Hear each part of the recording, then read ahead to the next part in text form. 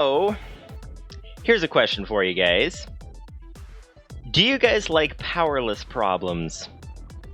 That's the question. Powerless problems are very nice, you know? If every problem was powerless, then we wouldn't have to deal with any problems. Because if every problem was powerless, powerless problems are very nice. However, in this case, our powerless problem is not so powerless. Possibly. Let me know what you guys think about it when we describe it. But basically, our powerless problem is that we have no power to be able to handle all of these things. So, when I say no power, that's not quite true. We do have some power, because what we have... This is why our powerless problem is not quite so powerless. And whoa, okay, that's a lot of frame rate. I think I have a suspicion for the frame rate, by the way, and I'll mention that momentarily. But, yeah, our powerless problem is not quite so powerless because we have a lot of power here. But, as you can see, it has a limit to how much we can send through these things, and even if it didn't have a limit, here's some numbers for you guys. So we have a fair amount of power, but nowhere near what we need to run this machine. So basically, off camera, I've set this up. This is our new design for the auto hammers. This is going to be very nice indeed. It goes all the way down there, actually. But basically, here's what we are running into. Each one of these auto hammers requires 40 FE per tick, which is the same thing as RF. GC energy units, RF, there we go, okay. Basically, with this current machine that we have here, and yeah, I'm gonna have to do something about this frame rate, but with this current machine that we have here, we're gonna need this machine and this machine, massive thing. We're gonna need about over 160 solar panels to run all of this. Okay, over 160.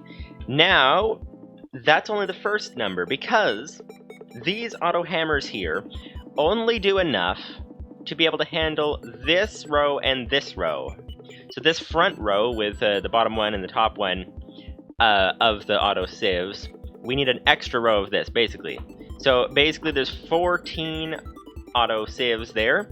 And to get the materials running as fast as we need them to through the auto hammers, we need 28 auto hammers. 4 for dust, we need about 10 for sand, and about 14 for gravel. So that's for a set of bottom and top up there. So that's kind of a thing going on. So we need basically to... okay, this is completely ridiculous. I'm going to actually exit full screen, because last time it actually ran better out of full screen. For some reason. Not sure why. But anyway, we'll tackle that in a minute. But we have a powerless problem that's not so powerless. If every problem was powerless, we would not have any issues with any kind of problems because the problems don't have any power. But in our case, it's not so powerless because... So, 160 panels is what we would need to run the current machine. We're also going to need another layer of this, which means an extra 28 auto hammers. Plus, that is just the basic machine. When we start adding rows, if we start doing that, we're going to add an extra row. That's an extra 28 auto sieves. And an extra 28 auto hammers. Wait, no, that would be an extra 14 auto sieves and 28 auto hammers. Which basically means for each extra row that we add, we would need a grand total of... What would that be? 126 extra solar panels for every row that we add. Which, that's kind of a bit of an issue. Because if you guys know how big those solar panels are, they basically take up a 3x3 area. So they take up a 3x3 area.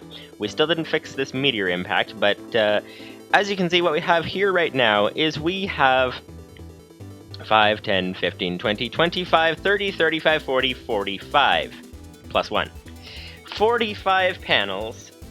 We would need 160 just to run the current machine, and every row that we add would be an extra 126 new panels. So,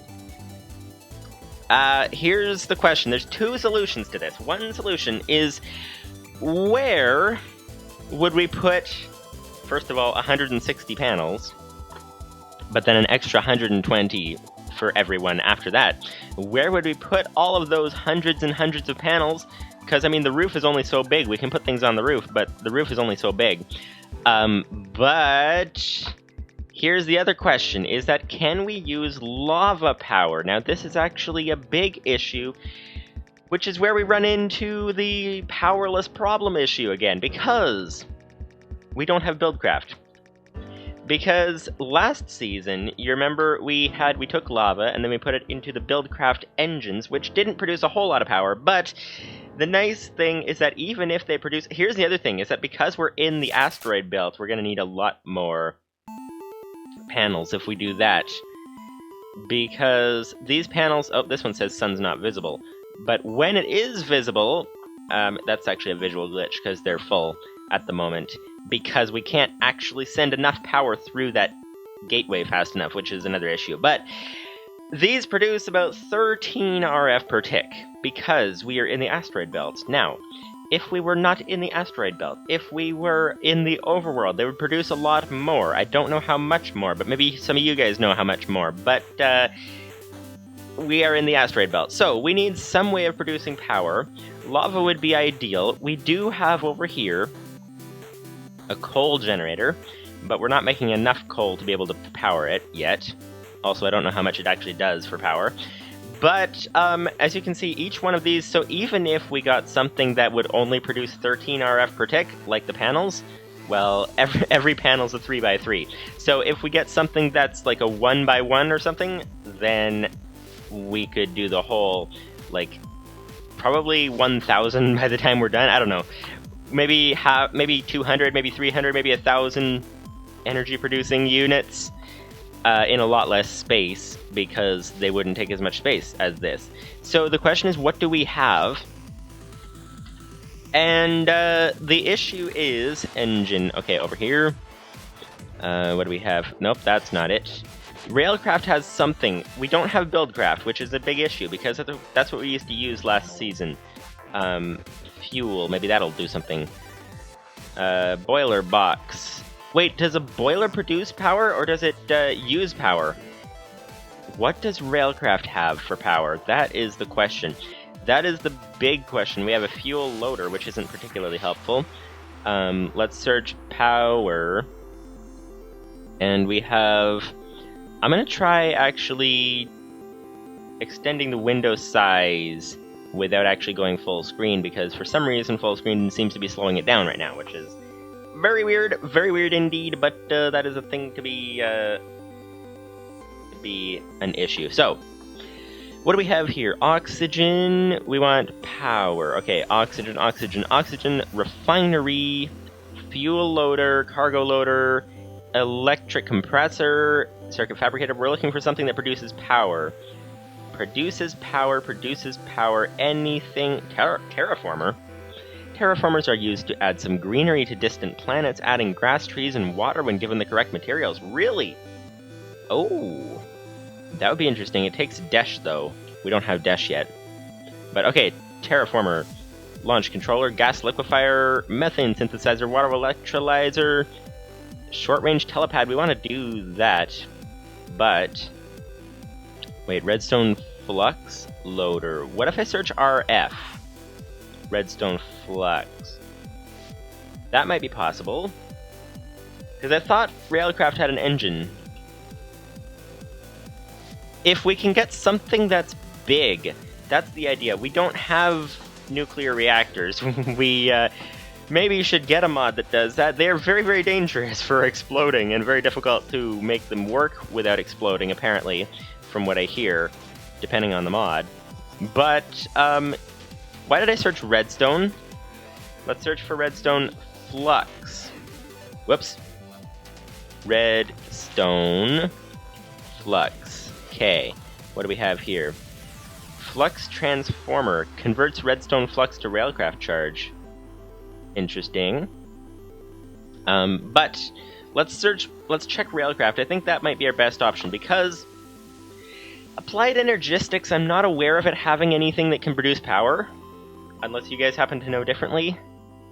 Computercraft Tweaked, I don't believe has anything. It doesn't really use power, actually, so that's not an issue. Chisel, Ender Storage, X-Compressum, I don't think any of these things produce power.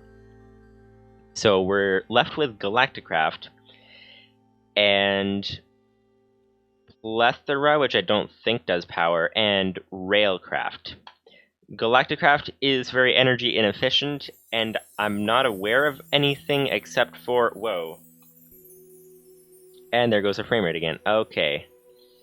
Okay. It's gotta be... You know what it's gotta be? It's gotta be the memory somehow. It's gotta be the RAM, because...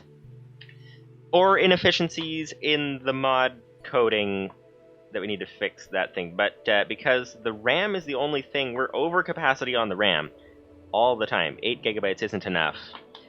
But the CPU is only going at 40% and the GPU only at 20%. So it shouldn't be an issue. So I don't know. Okay, now we're getting 30 FPS, 15, 13, 15. Okay. That's weird. Anyway, yes, let's check. Okay, we need Railcraft. So, what does Railcraft have for power? We have steel stuff. We have down here something that says power. Detectors, loads of detectors. Redstone flux. We've got fluid unloaders. Anything that's more efficient for power. Metal rolling machine. Okay, trade station. That's nice. What do we have next? We need, okay, batteries. Ooh, that could be interesting. But they don't produce power, though. Wire support frame, steam turbine. Ooh! Generates electricity from steam. Requires a turbine rotor. Okay, hang on. Here's a question. Can we use the steam turbine? How much does that produce for power? That would be good. That would be, we'll have to check that. But off camera, here's a couple of things just before we get into that. Off camera, I did a bunch of stuff, and by the way, we'll talk about that in a minute. But first, the stuff that happened off camera, that has happened. This obviously has been changed dramatically. This is ready to go except for the power. This is now, instead of the computers over there and all that, this is to convert and to run all these things, the input and output chests for the hammers. And then we have over there, that is the dust one connected to the dust thing over here, and as you can see, this is partially full, and this is pretty much almost full. So we've got the dust almost good to go. And also these things, as you can see, I've expanded this a bunch. Got the crafters ready to go where they need it. The sorters ready to go. More crafters and all that. We're down below. Where's the way down? Did I plug up the way down? I think I plugged up the way down. Okay, we need to go down this way. But yeah, over here, everything is down to these furnaces now. So the furnaces are actually full of things. Down here, we need to actually send them out into something like a chest. But yeah, so this machine is just about ready to go, except for power, and then we need to obviously expand it to bring it up to speed. But power is the first major issue indeed. But that is something. But speaking of off camera, I was going to tell you guys that I can't do more off camera stuff much anymore. For a while, because need to focus a whole lot of time on the tech channel. It's really surprising how long things take for the tech channel. So, and then for this, I basically spent like most of the day yesterday trying to do the off-camera stuff. So I won't be able to do that much anymore. So we're gonna have to find a way to we'll have to do the more repetitive, more boring stuff on camera, but find a way to make it interesting. That's a thing that, talk shows do that all the time. Sports people do it all the time. Newscasters, whatever they're called. Sports guys who do the commentary for that stuff. Obviously, I watch a lot of sports. But in any case, yeah, so there's a way to take things that would seem to be repetitive and tedious and boring and make them interesting, and we're gonna have to learn how to do that. If you guys know how to do that, then let me know. But because I can't really spend much time doing off-camera stuff anymore, so that's kind of an issue. That's kind of an issue indeed. So let me know what you guys think about that. But in the meantime, we're gonna try doing something. Gonna try to get this up and running. The only thing not done here is that these have not been connected yet. So the dust one's been connected to the dust sieves. These blank modems you can see are for, this one's for the sand sieves and this one's for the gravel sieves. They've not been connected yet. That would take a lot more wiring that I didn't end up having time to do. And the issue is trying to fit the wiring in there. And the main issue is over here with the sand one, because we have two sand input chests. This is a sand input chest, and then this is a sand input chest over here. And so we need to take one of them from our sand creation machines, and then take the other one from the first sand chest, if that makes sense. So that's kind of what this is set up here, so it's going to make it very difficult to fit the things in here that we need, so that's another issue. But in any case, let's try to figure out this power system. Let's do a brief search on the Railcraft Wiki, possibly the Galacticraft Wiki too. But let's look for something that let's look for something on the Railcraft Wiki that tells us about power. Railcraft, because that's something, I don't know about you guys, I never bothered to learn about how the power system on these other mods works, because it, oh, the website's rendering wrong because my window's too small. But yeah, I never bothered to learn how these power systems work because I've always used Galacticraft solar panels. If you guys remember from, I think, oh, and last Thinking Pack series we used Buildcraft engines. So, the Stirling engine to be specific. So, okay, just doing a quick search over here. What we are looking for is power. Power. Let's do a find on the page. Power. Nope, that doesn't help. Okay. Okay, well, what was that thing called? That thing was called, oh yeah, the steam turbine. That's what it was called, steam turbine. Steam turbine, it's over here somewhere. Okay, turbine. We're on the Railcraft Wiki, just searching up turbine. Okay, steam turbine. What does it say? How does this thing work? It says, perhaps you have come to the point where you have plenty of steam, but nothing to do with it. We don't have any steam. Where do you get steam from? So the steam turbine, it turns steam into electrical power. So... oh, and it outputs... oh. It outputs up to 200 EU per tick. I don't know if EU is the same as RF, but if it is, that would be very, very good. 200, because what do we actually require over here? What do we actually require? 200 EU per tick. We take 40 for each of these. So if we go, this would be 14, and that would be 28. 14 and 28 is 38. Plus 4, 42. So that's about 40. Times 40 RF per tick. So 40 times 40, that's about 400 times 4 is 1,600. So steam turbines, we would only need, instead of 160 solar panels, we would only need about, I think, 8 steam turbines, if our math is correct. So that would be much better. But where do you get the steam from? That is the main question. So let's see. It requires a constant input of 320 steam per tick. which is basically 8 gold pipes worth of steam. Whoa, where do you get steam from? It is, however, highly recommended that you should simply build the turbine next to the boiler instead of worrying about pipes. Okay. So it uses a boiler to produce the steam. Okay. And it requires rotors, which sounds like they wear out. A turbine rotor.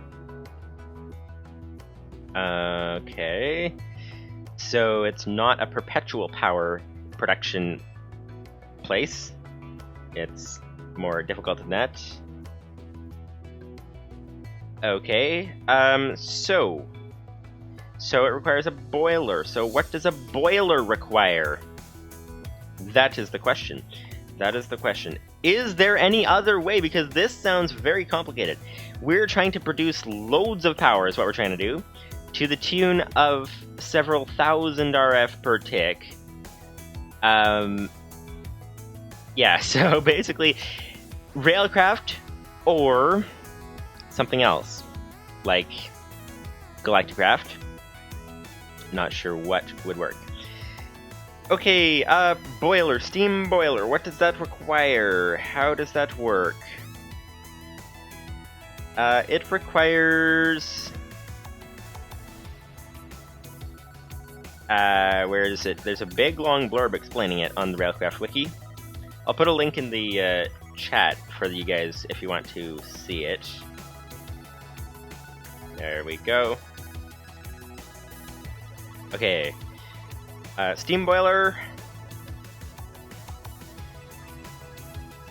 Solid fuel. There's 2 boilers. Solid fuel, which burns normal furnace fuels such as charcoal or coal coke. So charcoal or coal coke. And liquid fueled, which uses creosote oil, biofuel, and good old-fashioned fuel. So does it use lava? I don't think it would use lava. Creosote oil, how do you make creosote oil? That is the big question. But yeah, so okay, so if we do this railcraft method, we're gonna need a massive amount of power. Are batteries the best way to go? If we just like let it charge up and then turn on the machine and let it drain really fast, it's gonna take ages that way. But okay, creosote oil. How do you get creosote oil? Creosote oil is obtained by cooking coal or wood in a coke oven.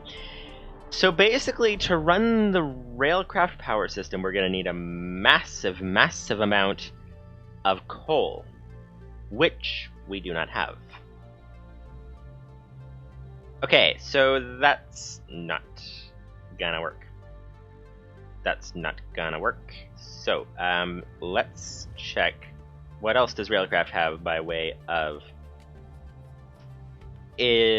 power stuff? That's the question.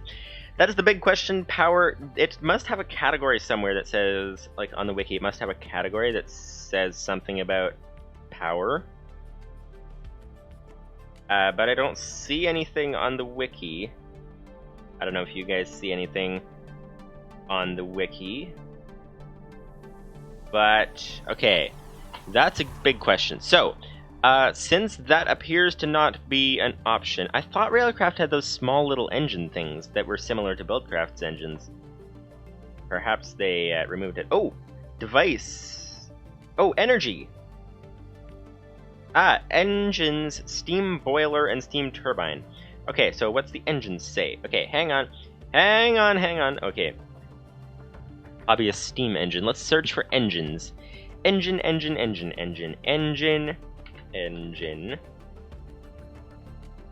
Wait, did something disable Railcraft's engines?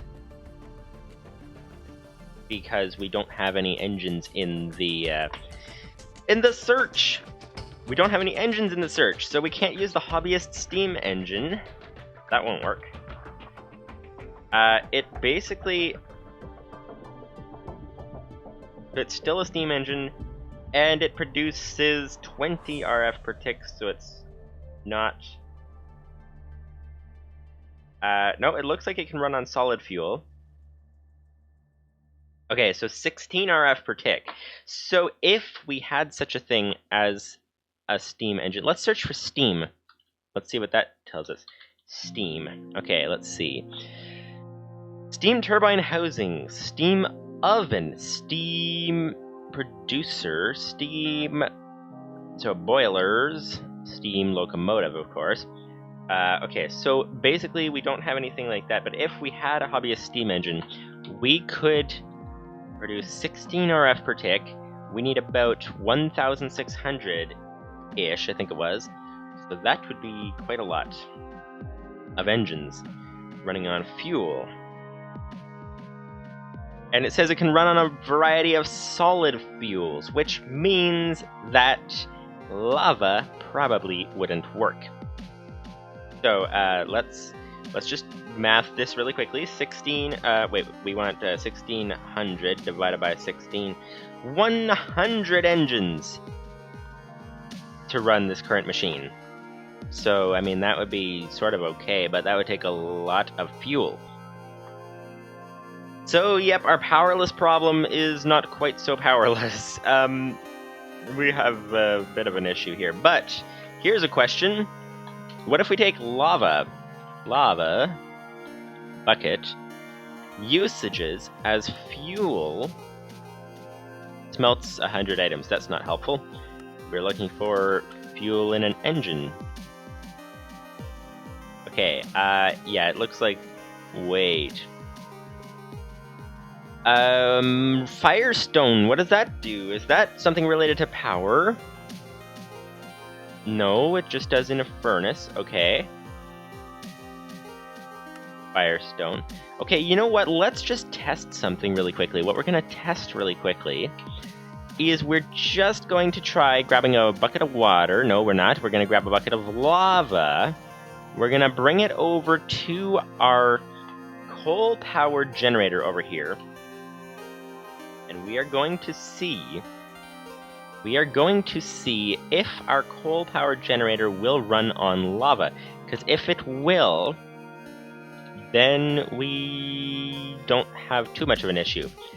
But if it won't, I mean, it is called a coal generator after all, so it should only run on coal, theoretically. So here we go, let's see. Lava bucket in... No. Okay, so as you can see, it only runs on coal. So let's just check generator. Okay, what do we have? Coal generator, geothermal generator. When placed on a valid sulfur vapor spout, generates energy at an oscillating rate. We don't have sulfur vapor. Where do you get that from? Steam turbine housing, yep. Okay, so how do you make coal? Is it easier than we're thinking? Coal. Let's see. Recipe for coal. Recipe for coal, you make it from... Okay, uncompressed coal, you can... Nope, that's not helpful. Block of coal is not helpful either. So, we also have this here. A different type of block of coal. Smelting. Smelt it from coal ore. There's no way to craft coal ore. Rock crushing. Wait, what was that? Steam oven. Okay, not helpful. Rock crushing. Get it from a diamond ore. Okay. What about dark diamond ore? No. Wait, how do you get dark diamond ore? Nope, you don't get that. Okay, what about coal ore? Nope, not helpful. What's this? Coal dust. Interesting. Coal dust. Recipes. Wait, can you actually use that to make coal? No, you can't. Okay. So, okay, what else do we have? Heavy sieve. Yes, we know about that. We have a thing to produce coal. But it won't produce it in nearly that amount of numbers, I don't think. We'll have to see. Compressor. Oh, you can make it from asteroid rock and charcoal. Charcoal we can make if we have a tree farm. Asteroid rock, however, we'd have to go mining to actually get that thing to run. Which is sort of okay. Okay, so...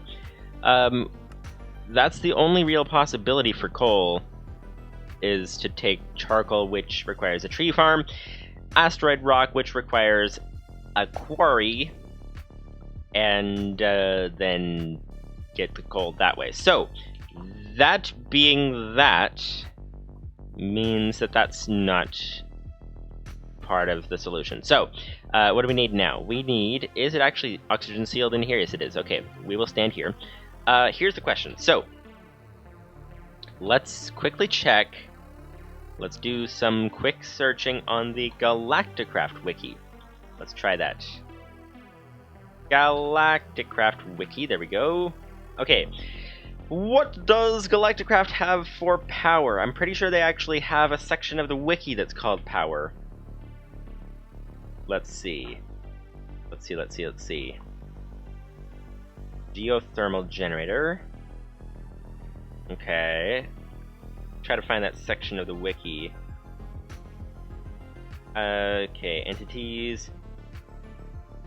Blocks. What do we have here? We need machines. Power. There we go. Okay. Basic solar panel, advanced solar panel. We know about those already. They're very weak in the asteroid belt. Coal generator only uses coal. Geothermal generator uses that spout of whatever going on sulfur thing. And then we have storage module, storage cluster, wiring, and more wiring. Beam reflector, beam receiver, solar array module. Okay. Well, with that being that, okay.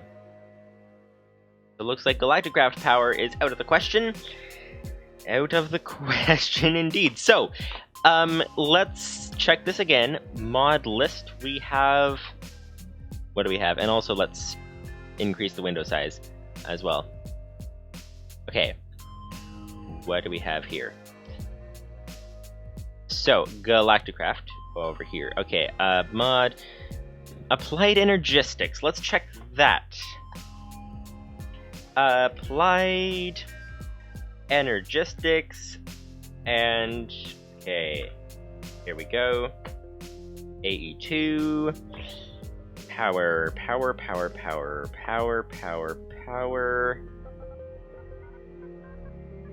Anything that says power. I'm looking on the wiki. The Applied Energistics 2 wiki. Here's a link in the chat for those of you guys who want to check it out. Okay. Power. Okay, vibration chamber, what's that? A modified furnace capable of generating AE power instead of smelting ores. When placed on an ME network, it will charge energy cells or power other network devices. The vibration chamber will burn almost any solid burnable fuel for power, so it won't use lava, I'm guessing. It will slow or accelerate the burn depending on how much power it is able to store versus what is wasted. Okay. So is there any way... Let's check vibration chamber. Vibration chamber. What does that cost? I don't even know how much it produces. Ooh, iron ingots, energy acceptor, fluix crystals. Ay. Quartz glass. Okay, this is fairly expensive. Fairly expensive indeed. And we don't even know how much it produces. So, that's an issue. Energy cells is possible. Okay. Let's search for... let's check the wiki again, the main page. I'm looking for... Okay, we have World Gen, ME networks, decorative blocks, simple tools, storage cells, advanced tools, anything that says power. Okay, getting started. That might help. Let's check the getting started section. Growing crystals, nether quartz, certus quartz. Okay. Matter energy we need. Okay, expanding your network. Tunneling. Okay. Let's do a search on the page for power. Okay, so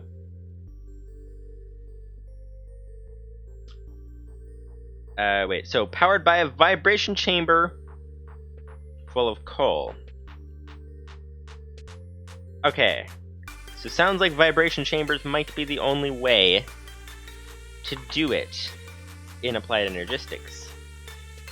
So that would be a bit of an issue.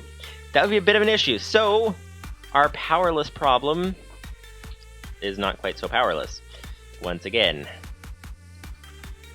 Okay, so with that in mind, let's check through the applied energistics item list and see.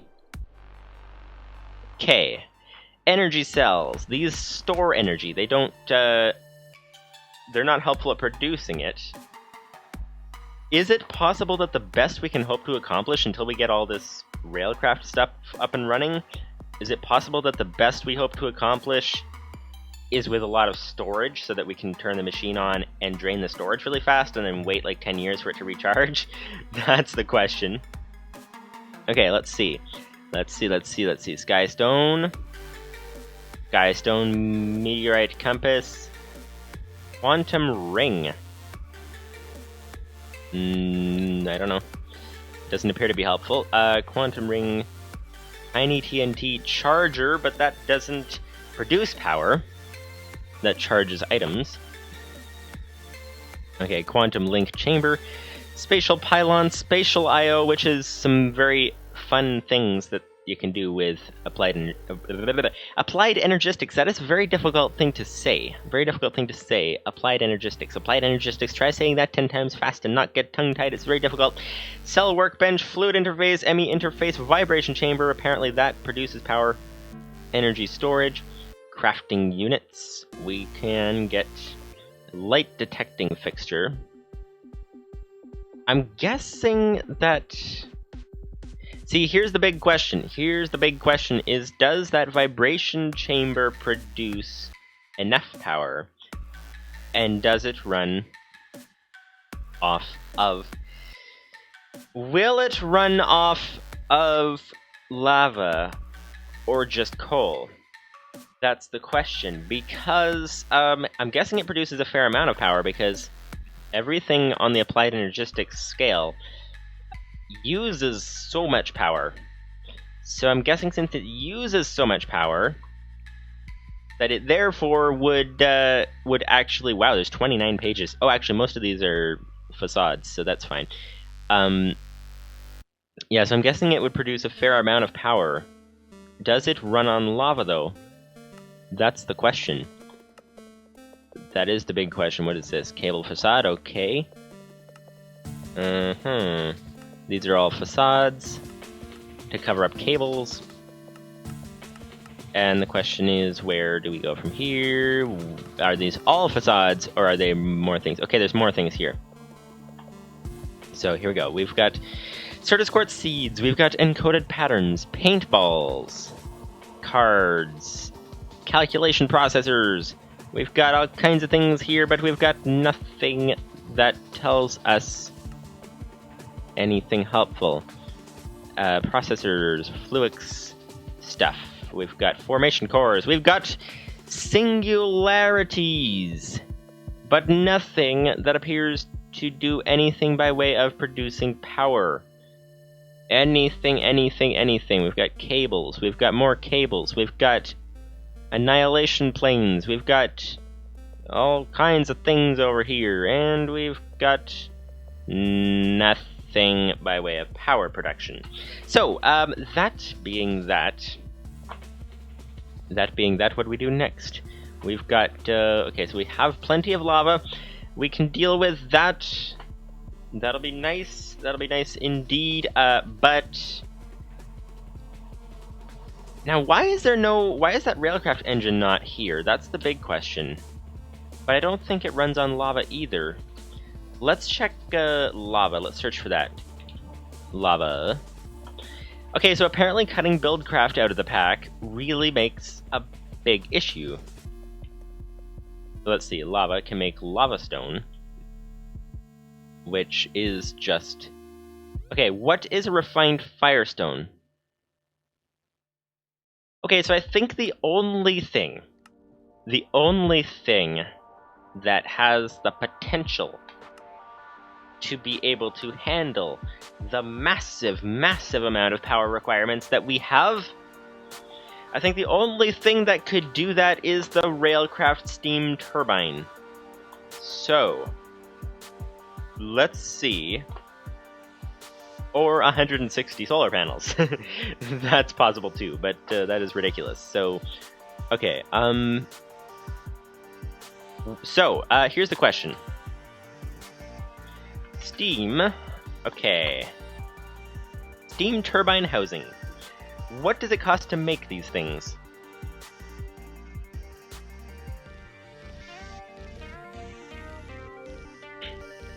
Because that's the next question. So steam turbine requires blocks of steel, which requires steel ingots. And steel ingots are made from blast furnace smelting. Blast furnace smelting of iron. So, okay, blast furnace smelting is incredible. It is a very nice furnace, but the question is, what does it cost to... Oh, what's this? Anything here that might give us a tip? Nope, doesn't look like it. Nothing up here. Nothing up here, nothing up here, nothing up here. Indeed. Okay, so, yeah, so that's that. So, okay, blast furnace brick. We're gonna need... Oh boy, we're gonna need infernal brick and magma cream, which is slime balls and blaze powder, and slime balls is cactus green and sugar and cheese curds. Yeah, cactus green, sugar, cheese curds. Cheese curds we don't even get from this place. We get it from somewhere else completely. So does that mean we cannot make a steam turbine housing because we can't get any steel ingots? That is the question. Blast furnace is the only way to do it. Okay. Well, then the whole railcraft thing is out of the question. So the only two options we have left for making well over 1,000, probably 2,000 or 3,000 RF per tick, the only options we have left are literally setting up hundreds of solar panels, which will be a huge diamond requirement, because it's 2 diamonds for every panel. A huge diamond requirement, or we could set up batteries to store the power that we do produce, and then use those, drain them really fast, so wait like 10 years to fill the batteries. So either hundreds of solar panels, batteries, or there's a third option, which is, what is this thing? Let's check solar. There's a thing called solar array module, and I don't know what that does in terms of amount of power, but I do know that a solar array module, it actually is made from solar dust, which I believe is from Venus. So if we wanted to try this thing, we'd have to go to Venus. So Venus, if we look at the map, here we go. We are on the asteroid belt. We need to actually head to Venus, which is a tier 3 rocket. Now, a tier 3 rocket requires rocket K, tier 3. It requires heavy-duty plates. And heavy-duty plates, tier 3, require compressed dash and heavy-duty plates. Tier 2. Compressed dash obviously requires dash, and dash you get from smelting dash ore, which appears to come from Mars, from judging by the color of the brick. So we need to go to Mars to be able to make a tier 3 rocket to be able to head to... Wait, we already have a tier 3 rocket, don't we? Hang on. What do we have? We have something. Where is all of our stuff that we came in? This has nothing in it, because we could head to Venus and make that. I don't even know what it produces by way of power. I think we already have the schematic for Tier 3. Yes, we do. Okay, so the schematic for Tier 3 is there, which is nice. Where is our rocket? That's the question. Let's take a look. What tier was our rocket? That's the big question to start with. And we already have fuel, I think, as well. At least for a one-way trip. So that's obviously not ideal. You don't want to get stuck, so we're going to need to produce some fuel if that's where we want to go. We need to find our rocket, though, and to start with, we need to actually put away all of the stuff that we don't need to carry with us so that we don't die with all this stuff on us while we head out and try to find our rocket. So let's put this away. Let's keep our compressed cork, because why not? And we're going to keep the rest of our stuff on us. We do want to fill our oxygen tank, and then we're going to go out, try to explore, and find our rocket. Should be at the original place where we spawned. That would be the ideal situation. Let's see. I'm just going to adjust priorities and affinities and things and try to get this running better. We'll see. Okay, so here we go. Priorities of OBS is right. Affinities, we don't want it on the first core, we don't want it on these, I think it might need the second core. Let's turn it off of the second core and see what happens. And then, let's do this here with Minecraft. While we're waiting for, oh, our oxygen tank is full already. High priority for Minecraft. And set affinities, let's take it off of the last two cores. There we go. Okay. Okay. So now we should be good to go. We should hopefully have more frame rate, and hopefully hopefully OBS doesn't start dropping frames. Let's see. Okay. We have some okay frame rate for now. That's good. And of course, I think it's the RAM. I think it's the RAM that's limiting everything, because CPU and GPU are both barely being used. So either it's the way the mods are coded somehow interacting with each other, or it's the RAM on the machine. So actually this is the wrong way to go. We want to go to the roof. Actually, we want to go through the roof because we want to go out the top of the roof. That's the main question. So here we go. Excuse me, rock, we're trying to get through. Thank you very much. Okay. Let's see, there's our invisible pillar because it's so dark. And there we go, time to head up, time to head to where a rocket probably is, and see what tier of rocket we have.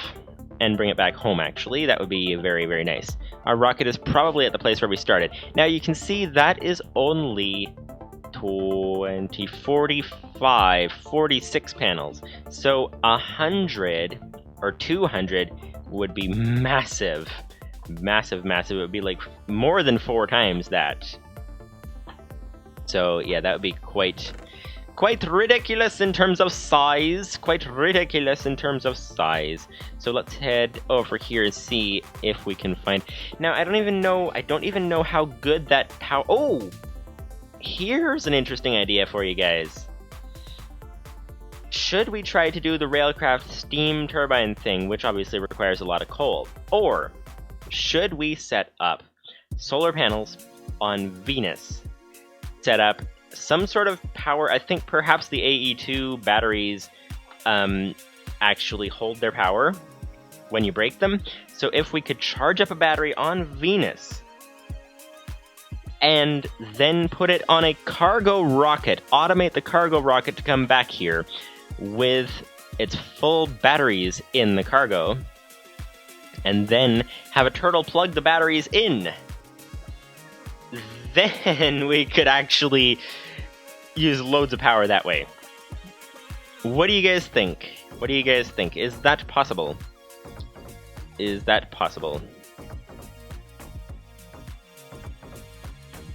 So that's an idea, because the solar panels will actually do a whole lot better on Venus than they will on the asteroid belt. For some strange reason, it's almost like we're, you know, millions of miles away from the sun. That's possible. That's possible indeed. Okay, here should be where, and what's our frame rate like? 75! That's nice, actually. That's very nice. Okay, so it sounds like our priorities and affinities and things actually are working very nicely. So, nope, this is the wrong asteroid. We need to go one more. Okay, here we go. Up here. And here we go. Okay, one more asteroid over. And what's this? Oh, this appears to be experience left by something that we must have happened over here earlier. Okay, here's our original spawn. What do we have here? In the furnace, we have nothing. In the entry pod, ooh, it's a tier 2 rocket. Okay. That's a bit of a problem. We also have uncraftable potions, and we have some fuel in there. But okay, tier 2 rocket. Because we have, if we check our map, okay, tier 2. So with tier 2, Venus requires tier 3. Overworld, Mars requires tier 2. The Moon requires tier 1. So we basically, with this rocket, we can get to the overworld, we can get to the Moon, we can get to Mars. We can make a space station as well, which is nice. We could do that. Yes, we can get to Mars, we can get to... We can't get to the... Oh! If we leave the asteroid belt with this rocket, we can't get back, because it requires tier 3. So we can't get back until we get Desh. Desh? I don't know where to get Desh. So that's an issue. We have this nice visor goggle thing, and using this visor goggle thing we can see ores 5 blocks away from us. If we're mining, we can see ores as long as we're within 5 blocks. I think it was on Mars that you get Desh. So, okay. Yeah, so we basically have a tier 2 rocket. So with a tier 2 rocket, we can't really get back if we leave. So we can't really do that idea. Wait, advanced mode off? Why does it say advanced mode off? I think we changed our goggles mode. Let's see. Let's see. Slot 7. Let's see. Nope. That puts it on. Hang on. I'm trying to change the mode here. How do you change the mode on this thing? Advanced mode. Wait! Oh yeah, there's a button for that. There's a button for toggling the goggles mode. Hang on. Controls down here. We've got sensor goggles mode up here somewhere. Sensor goggles mode. Q. Okay. Hang on. Q. Why is it not... It said advanced mode off. Advanced mode off, okay. Press Q again. Oh, I think, is Q a key conflict? It might be a key conflict with something else. That might be, okay, so toggle sensor goggles mode. Let's go for the right arrow. That shouldn't be a conflict. So, hang on, let's put this down here again. Why does it keep saying at the top of the screen it said advanced mode off? So, I don't know what's going on. I don't know what's going on, why it said advanced mode off, but in any case, okay. Oh, now it says advanced mode on. Wait! Is it our proximity to something? No, it's not. Because I thought I saw something. Did you guys see something? I thought I saw something. Let's just go down inside, see if we can find some metals or something. Oh! Yes, advanced mode on. Oh! Hoo-hoo-hoo. Okay, we've got some stuff here. This is what? This cannot be broken with a stone pickaxe. Okay. Advanced mode on, advanced mode off. So these guide us to things. So if we're looking this way, so I don't know what visually what the difference between advanced mode and not are, but okay. So, okay, so that's that. So, since we have a tier 2 rocket, that's not going to be too good. Okay, so, here's what we're left with. We're basically left with either using loads of diamonds to produce loads of solar panels, hundreds, literally, of panels. Wait, we didn't check the battery option. Let's go back home and see what the battery option is. So I believe it was 1100 RF per tick that the battery's energy storage modules would output. That's the first assumption. Okay, so if it was 1100, so okay, hang on. They will store over 1 million RF per energy storage cluster. So one storage cluster, 1 million RF. To run this thing, that would run this machine for, if it uses, let's say, 2000 RF per tick, that would run it for, let's say, 1 million divided by 2000. It would be 1,000 divided by 2 would be 500 seconds from one energy storage cluster. 500 seconds. 3,600 seconds is an hour. So if we have multiple energy storage clusters, then we would need, basically, if we can run this machine for an hour at a time, that would be good. Because I don't think we're going to get anywhere close with our power generation to matching the requirements until we're quite a ways along in the game. So that's kind of a big issue. Kind of a big issue indeed. So let's just check. Let's run some numbers when we get back. Make sure our calculations are correct. And then we'll see where we can go from there. So let's head down. Let's get inside and check on our numbers. Let's go to our energy place. The energy place over here. Here we go. Okay. What do we have here? So it stores 1.5 million RF. So that's nice, obviously. So we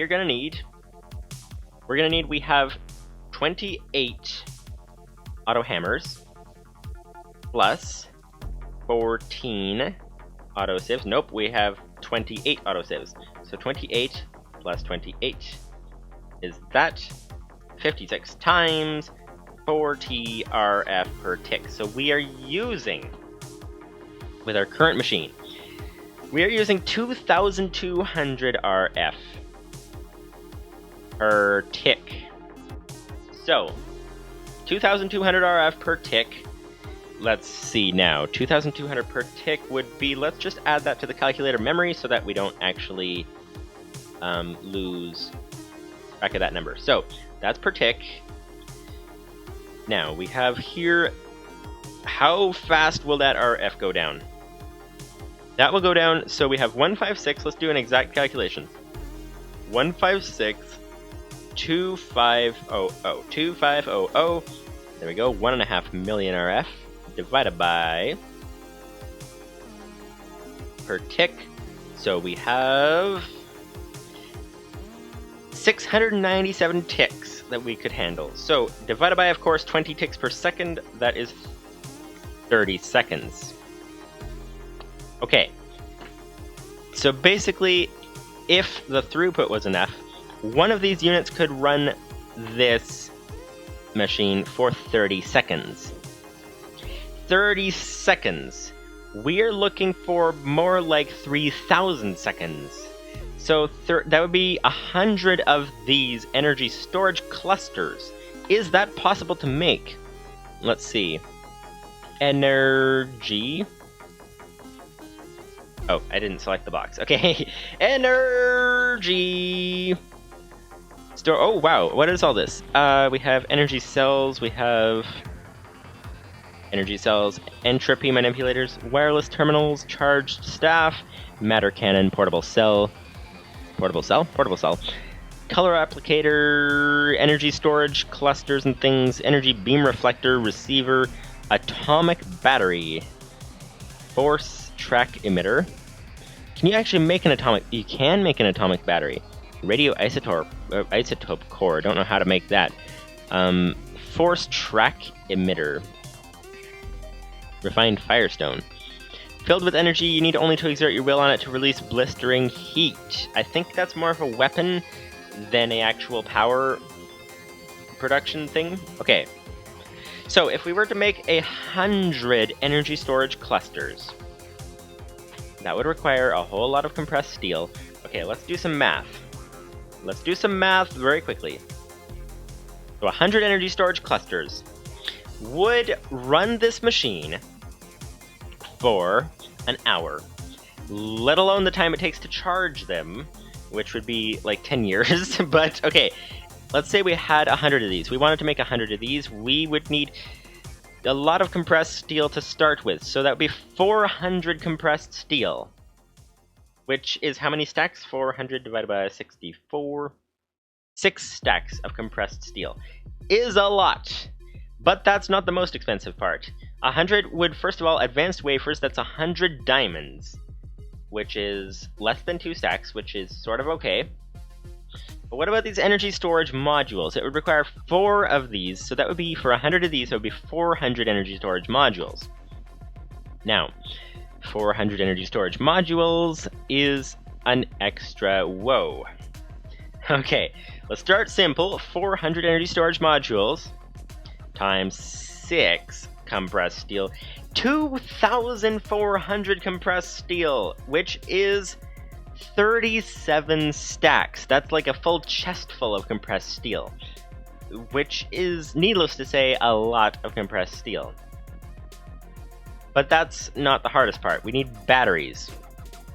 We need to make 400 energy storage modules. 400 times 3 batteries each. 1,200 batteries. And these batteries would require compressed tin. Wait, let's divide that by 3, because you make 3 batteries each craft. Okay. Okay. So we need 400 crafts of batteries times 5. 2,000 compressed tin. And 2,000 compressed tin divided by 64. 31 stacks, that's like another chest full. So, okay. 400 batteries, though, that's the compressed tin. We also need the redstone, so 400 redstone and 400 coal. Needless to say, that is a very, very, very expensive recipe. A very, very expensive recipe for the simple task of making so much power storage that it will take like 10 million years to fill it, and then we'll drain it very quickly. So it's probably not worth crafting those batteries. So back to the main, whoops, yanking on the earphones. Back to the main issue, which is our powerless problem is not quite so powerless. This problem is has a lot of power over our situation. So, okay then. That being that is not very good. So, yes, we're gonna need to, let's start by refilling our oxygen tank. Let's start with that. And then I think our only option is the railcraft thing. So, railcraft, no, it's not an option, because, hang on. That would be, what was it called? Energy, no, it's not called that. Fuel, is that what it's called? Okay, boiler firebox, solid fuel, fluid fueled, may or may not handle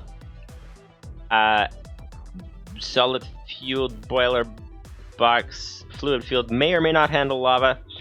If it does handle lava instead of requiring charcoal, but if it does handle lava, it requires okay, wait a minute.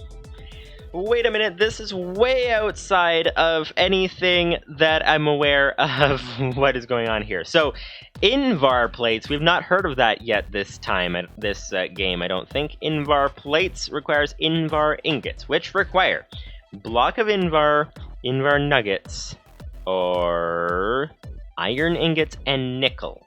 Nickel comes from what? Nickel comes from smelting nickel or dust. Wait, we have nickel! We have nickel. Okay, we have nickel. That's off to a good start. Because nickel comes from gravel. Which means that we have it. So, we're off to a good start. Invar may actually be makeable. Invar would require a lot of iron, a lot of nickel. So we can make that. Fire charge, blaze powder, which we already have, gunpowder, which we already have, and coal, which we have. So, we can make a boiler firebox. We can make that if it requires lava power, but if it uses lava, boiler. Okay, boiler. High pressure boiler tank, low pressure boiler tank. Produces 20 millibuckets of steam per tick. Okay, so high pressure boiler tank is what we're looking for. That requires Invar again, which we can make, and steel. And steel is not the Galacticraft steel, unfortunately. It is Railcraft steel, which means that you can only make this from... Oh, and you need to use a rolling machine for it as well. Okay, so manual rolling machine or a powered rolling machine requires steel gears. You need steel ingots to make a powered rolling machine. So a manual rolling machine requires bronze gears. Bronze. We have bronze, I think. So that'll be okay. So we can make a rolling machine, so that's easy. What do we have next? We need steel ingots. And the steel ingots are the main issue because... Wait! Can you convert from another mod into it? That's the first question, and it doesn't look like it, so never mind. Okay. Okay. So, blast furnace. Yeah. Blast furnace smelting of iron, and blast furnace requires... If we go for... So, infernal brick, fitted infernal stone... Infernal block. So nether brick and soul sand, and you make that from... You can rock crush a blast furnace. Rock crush a blast furnace brick, or use sand and rotten flesh, which we don't have. Because we don't have... We're in peaceful mode, so we don't have any rotten flesh. Fermented spider eye as well. Mushroom, spider eye. I don't even know how to get half of this stuff. Or we can make it from... sand and a witch water. This is getting weird. Mycelium, which I don't know how to get that either. Or ancient spores, which you get from sifting dirt. So, it sounds very complicated to get that. That's not even mentioning the nether brick. The nether brick you get from nether rack, which you get from redstone and lava in a stone barrel, so it should theoretically be possible to make this thing. Blast furnace brick. But slime balls require... Okay, we have blaze powder, but slime balls require cactus green. Oh yeah, cheese curds. Cheese curds, cheese, or I believe that's on the moon. Which means that we cannot make this until we go to the moon, and if we go to the moon, we're never getting back until we make a tier 3 rocket. So, that's an issue. If we go to the moon, we're not getting back. So we can't make a blast furnace. So we can't make steel. So we can't make a boiler tank. Wait, that's a high pressure boiler tank. What about a low pressure boiler tank? Requires iron and invar. Okay, so we could make a low pressure boiler tank. So that's okay. That's okay. Low pressure boiler tank we could do. with a fluid-fueled boiler firebox, but this boiler has to go into the steam turbine. Steam turbine housing, okay. Which requires, of course, steel. So we can't even make the steam turbine thing. Now, here's the only other question. The only other question is, what about those little engines? Those little engines from Railcraft. I think we must have a config thing going on that disables it. Let's check mod options, Railcraft, because we should have that small engine, right? Railcraft config. Config. Let's see. Charge. Nope, that's not it. Where's that engine thing? Fluids. What's this? Nope. What about... Where's the thing that would have the engines in it? Items. Is that it? These must be to enable items. Let's check for anything that says false. Nope. Okay. What about blocks? Anything in here? We're looking for the engine thing, that small engine. I don't even know what it costs to craft it, but it has potential. Charge. Nope, we already checked that. What about, General. Play sounds. Client. No. Modules. Okay, this might be it. Nope, that's not it. I don't see where that engine could have gone. Fluids. Nope. How about recipes? Ah, this might work.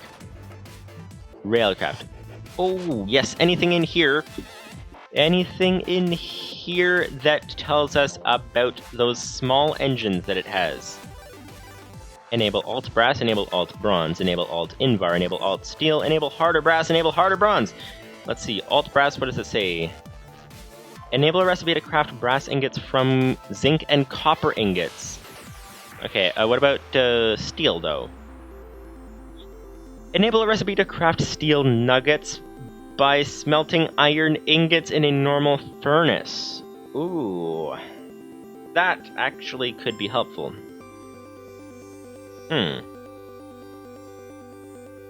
That might solve our issue, if we wanted to enable that. But what about, so not in the alloy, rock crusher, what about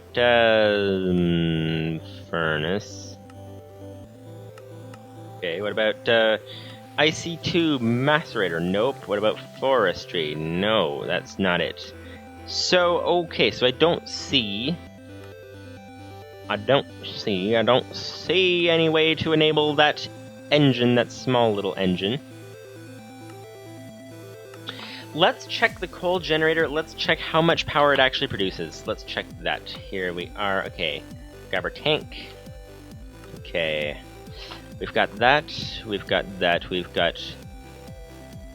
Our coal would be downstairs, I think. It would be in one of these. Actually, no, it wouldn't. It would be upstairs. Never mind. Never mind, never mind, never mind.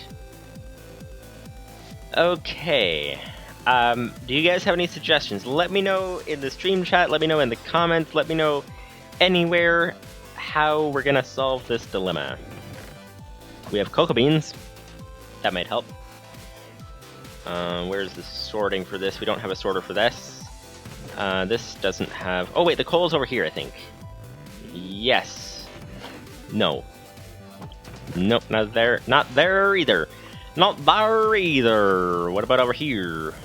What about over here? Nope, that's a crafter, not a sorter. This sorter has nothing helpful.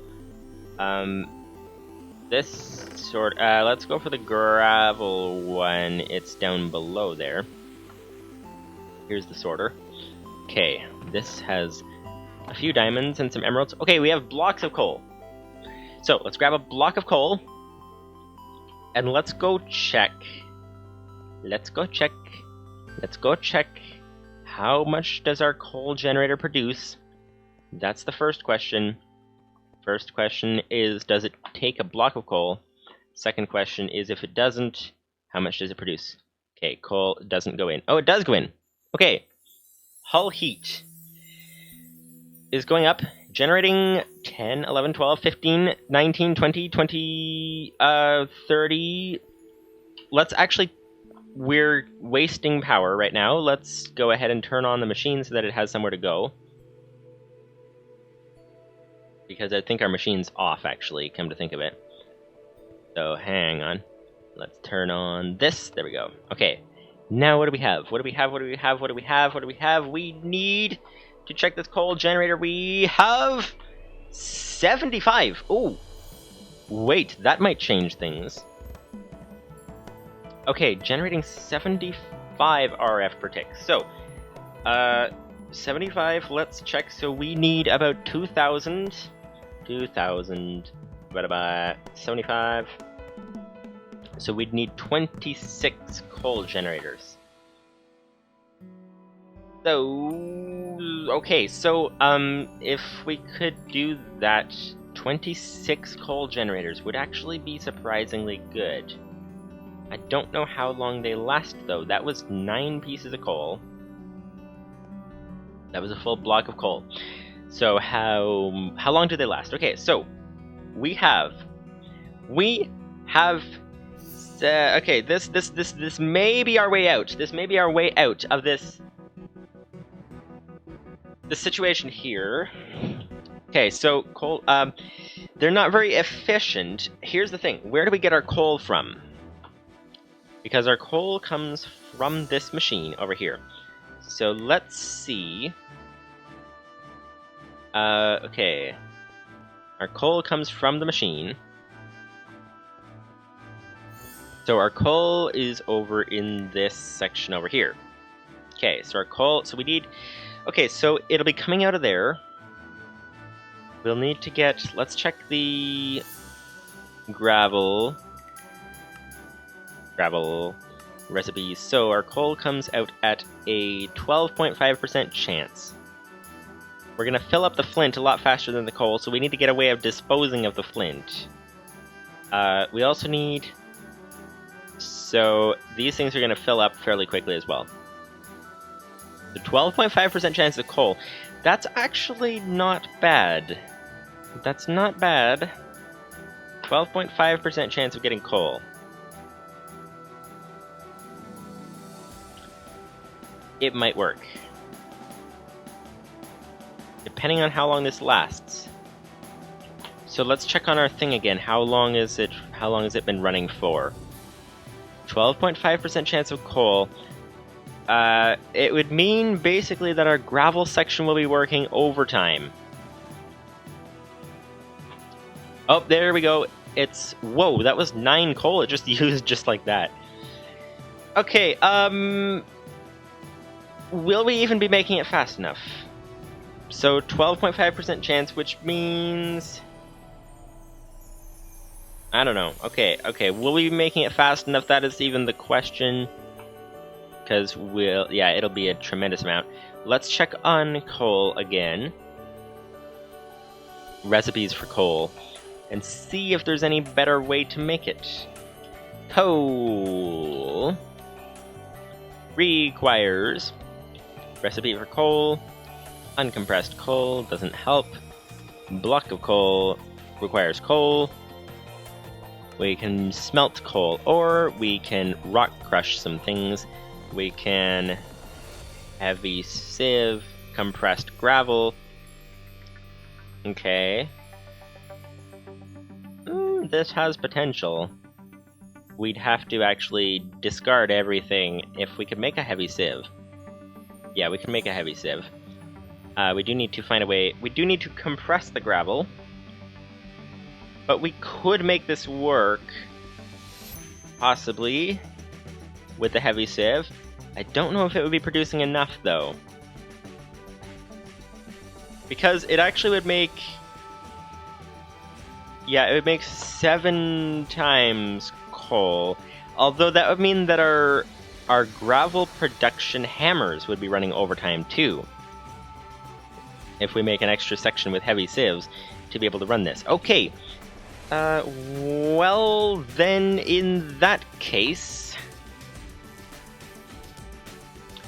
Yeah. so I don't think, because that was 9 coal. That was 9 coal, it just used up that quickly, so I don't think it'll be very good as a way of producing power very fast. So, let me know what you guys think about this whole power situation. Is there anything that I overlooked? What's your preferred way of doing it? What I'm going to do at the moment is go and finish connecting this machine together. That's the idea. Let's switch this off for now, so that we don't drain all our power. But okay. Let's turn it on. Let's turn it on because we have loads of materials in here. Okay, so this, like that, so we have some sand, we have some dust in here, and we have no gravel in there. Oh, because our computers are off. Why are they off? The block has changed. What? What? I'm confused. What does it mean the block has changed? We shouldn't have changed any blocks.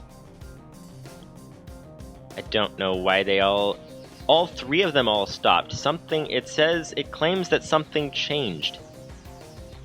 What could possibly have changed? Okay, none of the modems, all the modems seem to be on. So I don't see anything... Okay. Let's restart this and see it's running. That's a good sign. Perhaps it was when I connected the dust thing together, connected that up to the rest of the machine, that it glitched all of these. That's possible. Okay. Nope, this one just died. It says the block has changed. What do you mean the block has changed? Do you mean that I got something in one of the... Does it mess up because of having, like, the wrong material in one of these? Because I did have an issue earlier where I accidentally connected these wires together. So it connected 2 of these sections together. So is that what it means by glitching it? Okay. Well, the dust one appears to still be running, which is weird. Seems to be running fine. So what does it mean? It says on line 579. Let's check this. Edit hammer.lua 579.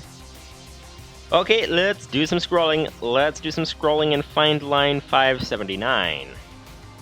And see if it gives us any clues as to what might have changed, because this isn't good. We're going to need to connect these machines up. And we'll see. We'll see what happens.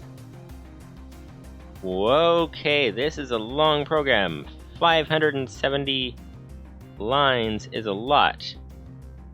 Oh wow, and I let go of the key and it's still scrolling. Okay then. Okay, it's still scrolling. There we go. We are down to 389. 579 is what we're looking for. 579, 579. Oh, we're almost there. Oh, we're past it. Back up. Okay, 579. Okay, 579 is what? If not auto hammer dot get item hammer slot. So load the hammers. So it's when it loads the hammers that we have an issue. So, is it possible that we have a wrong item in one of these hammers? Or that I messed up the configuration and we have 2 of these fighting for the same hammer? That would be the first thing to check. So we've got the one row over there, we've got the other row over here. So we've got that one connects to that one only. That one connects to these ones only. And these ones only, these ones only, these ones only. Okay, that's looking good. This connects to these only. Those only, those only. I think, yes, we have the configuration correct. Let's see if we can do a parkour jump out of here. Let's see. Here we go. And jump! Oh, nope, that didn't work. Okay, let's go back up the main exit. Okay then, yes, here we go. Up here. Okay. So it's possible, the only thing I can think is that we might have a wrong block in one of these hammers. So it's finding two different blocks. So let's see, the dust ones are up there and they're still working fine. So let's go ahead and just take everything out. Let's take everything out of here. Gravel out. Gravel's already out. Gravel's already out. So we're working from the top to the bottom. Let's go for this next one over here. Take the cobblestone out. Cobblestone out. Cobblestone out. Everything out. We're taking everything out. Gravel out. Gravel is already out. Gravel is already out. Gravel. Cobblestone out. Okay. This, by the way, this contraption looks very fancy. All it is really is 4 dust hammers, 10 gravel hammers. No. 4 hammers that create dust, 10 hammers that create sand, and 14 hammers that create gravel. That's what it is. So, okay, here we go. Here we go. Okay. A little bit more. Take everything out. Everything out. And we're gonna see... There we go. A little bit more. There we go. So everything is now out. Except for... Actually, we need to do that again because there are some blocks in the middle of getting produced. So we need to make sure the power's on. And then we need to run it again. Power, power, power. Where's our lever? It's over there. There we go. Okay, so now they have power. So now we can let them remove all of their blocks. Okay, gravel. Okay, time to do that one more time and see if we can get it to work properly. So, okay, that's out. That's, oop, that's not out. Sand, sand. Okay, one more time. Here we go. Is this the problem, though? Because I think I glitched it. That must be what happened, is I glitched it when I connected the two systems together by accident. So that's possible. Okay, so that's out of there now. And take out the sand, take out this sand, take out that sand is already out. Okay, we're almost at the bottom. 2 more rows left. And, oh, that one is still actually... Oh, that one has no power. That's right. Because there's another switch down here. Oh, the things you do when you're trying to save power. Switches everywhere in random places that make no sense. There we go. Gravel is out of there. Gravel's out of here. Gravel's out of here. And gravel's out of here. And gravel's out of here. I think we caught everything. So, time to head back upstairs and see. Okay, time to run these again. And they will hopefully work properly. That's the idea. Now, I didn't change anything. Let's just exit. Restart. They take a minute before they actually crash, which is interesting. Restart. There we go. And so far they're running fine. Except that they're not putting anything in the hammers. And now that one's crashed. It says the block has changed. Okay, so I don't know what is going on with that. That is weird. But we need to get... And this one gonna crash too? No? Okay, well that's a good start. Is it that we need to deactivate, reactivate all of the modems? Is that the question? That's possible. I don't know what that error message means. But, okay, so that is that. We'll see if this one crashes, or if it's just that one. But I think I don't see any wires crossing anything that they shouldn't be crossing. This one actually appears to be running. Like it hasn't crashed yet, which is a good sign. But it also hasn't put any items in yet. It's supposed to put cobblestone in. Is there any cobblestone to choose from? That's the first question. Let's check over here. Yes, there is. Plenty of cobblestone. Speaking of cobblestone, let's put our extra cobblestone in here. There we go. Oh, something's grabbing. Oh, yes, something's grabbing cobblestone. Okay, so does that mean this thing's working? Yes, okay. Nice, nice, nice. This thing is working now. What about the middle one? Let's try toggling all of the modems that are on this sand one's circuit. There we go, and this one too, and one more modem over here. Okay. Let's see now. All the modems have been toggled. Let's restart this thing. There we go, okay. Hopefully, it does not crash. So this is looking good, actually. This is looking good. We have this, should be good to go. So we need to go ahead and try to get these other things connected. So we have, as you can see, the dust one connected. We're getting quite a mess of wires going on here. So that's kind of an issue. But we're gonna need to, this would be the sand one. So this would intercept the sand and output it into this machine over here. We also have, this one would be gravel. We'll try to get this done before the end of the stream, these two, so that the machine is in working order. The only thing that's not in working order is those furnaces. We need to actually have an output from the furnaces. But let's try to get this going. So, we have here, this would be our input for the gravel.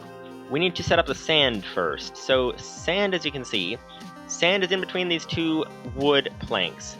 So we have that there. We have two chests, one input there, one input there. They're connected to each other. This is the primary input, so this is where we need to put our connection to the main system over here. And okay, they didn't crash. That's good. That's good that they didn't crash. So, let's see now. Let's grab the wired modems, networking cables, aluminum wires, anything that might be helpful, such as we don't have a computer in there anymore, so that is not too helpful. Okay. Okay, that's that. So, gravel goes back up here and gets out of the way. And modems, cables, good to go. Okay. Now, let us see. Indeed. Okay, try to get this. Here's the big issue. The big issue is with the wiring. And they're still running, which is good. Okay, the big issue is with the wiring, because as you can see, the wires cannot cross each other. So we're going to have to try to get these wires out. So this is for sand, this is for gravel. They're easier said than strung. Stringing the wires is not very easy, but let's try to start at one end at a time. So let's start over here. Let's try to wire this one through. And we should ideally be able to walk around here still. So, okay, let's connect this modem here. Hopefully it doesn't mess up by having been connected to the sieves as well. But we'll see. So, that's the modem. Now we can't put a wire here. This is like playing a jigsaw puzzle. This is like a jigsaw puzzle. It's just like a big mess. So we can't put a wire here because that'll connect all three of these networks together. So that's no good. So we can put, we can't put a wire here either because it'll connect these two networks together. So that won't work either. So we need to put a wire on this side. If we put a wire on this side, so that'll work to start with. We can't send it up because there's modems there. We can't send it down because there's cabling there. So we'll need to send it forward some more. Forward some more. There we go. Now it's out. Theoretically. Here's the issue though, is that as we expand these things, they're going to go farther out frontwards. So that means we cannot go up because we've got modems there. So it's going to connect when we add more modems, more rows, it's going to connect to those. So, yeah, so we can't go up, so we have to go down. Now, if we go down here, that will pass by the turtles. Which, nope, it'll pass by modems. Okay, so we'll need to go over one more. So now here, it won't pass by modems. So that's good. So now it can go down and maybe just send it over, or yeah, I think we can send it over now. I think we can send it over. We could send it through the basement, but that could create other complications. So we'll need to send it, although it makes it more difficult to walk through here. That's the other issue. But okay. Let's send it along here. We are going to need a whole lot more wiring. Whole lot more wiring! We need to get some smooth stone and some redstone. Smooth stone and redstone. We have some smooth stone, that's very nice. And some redstone, we have a little bit. We need some more redstone, and we need to put some more smooth stone on in the furnace. There we go, cobblestone. That thing's going to run momentarily. Put some more smooth stone on in the furnace. Grab that, grab our redstone from here. Nice, okay. And there we go, time to craft some things here, such as cabling. Cabling, cabling, cabling, cabling, cabling. There we go, a stack and a half, that should do.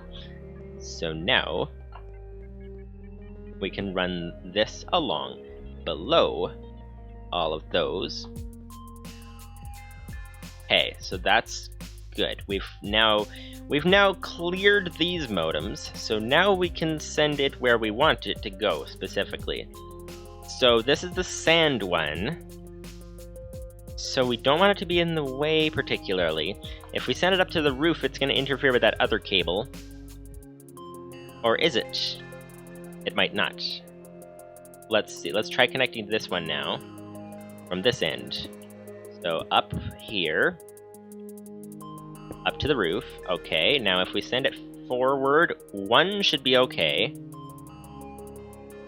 So... okay. This is very much like a jigsaw puzzle. It's just like, where does everything go? Where does everything go? Okay, so that's forward a bit. We can't send it forward anymore, or it'll interact with that cable.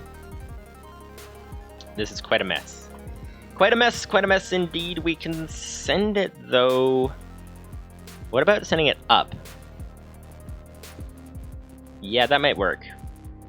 That might work. So let's send it up. Oops, let's try to get up here. Okay. Cable down. Bring this up. Bring it over frontwards. There we go. We made it through without connecting to anything. The first leg of the journey. Second leg of the journey.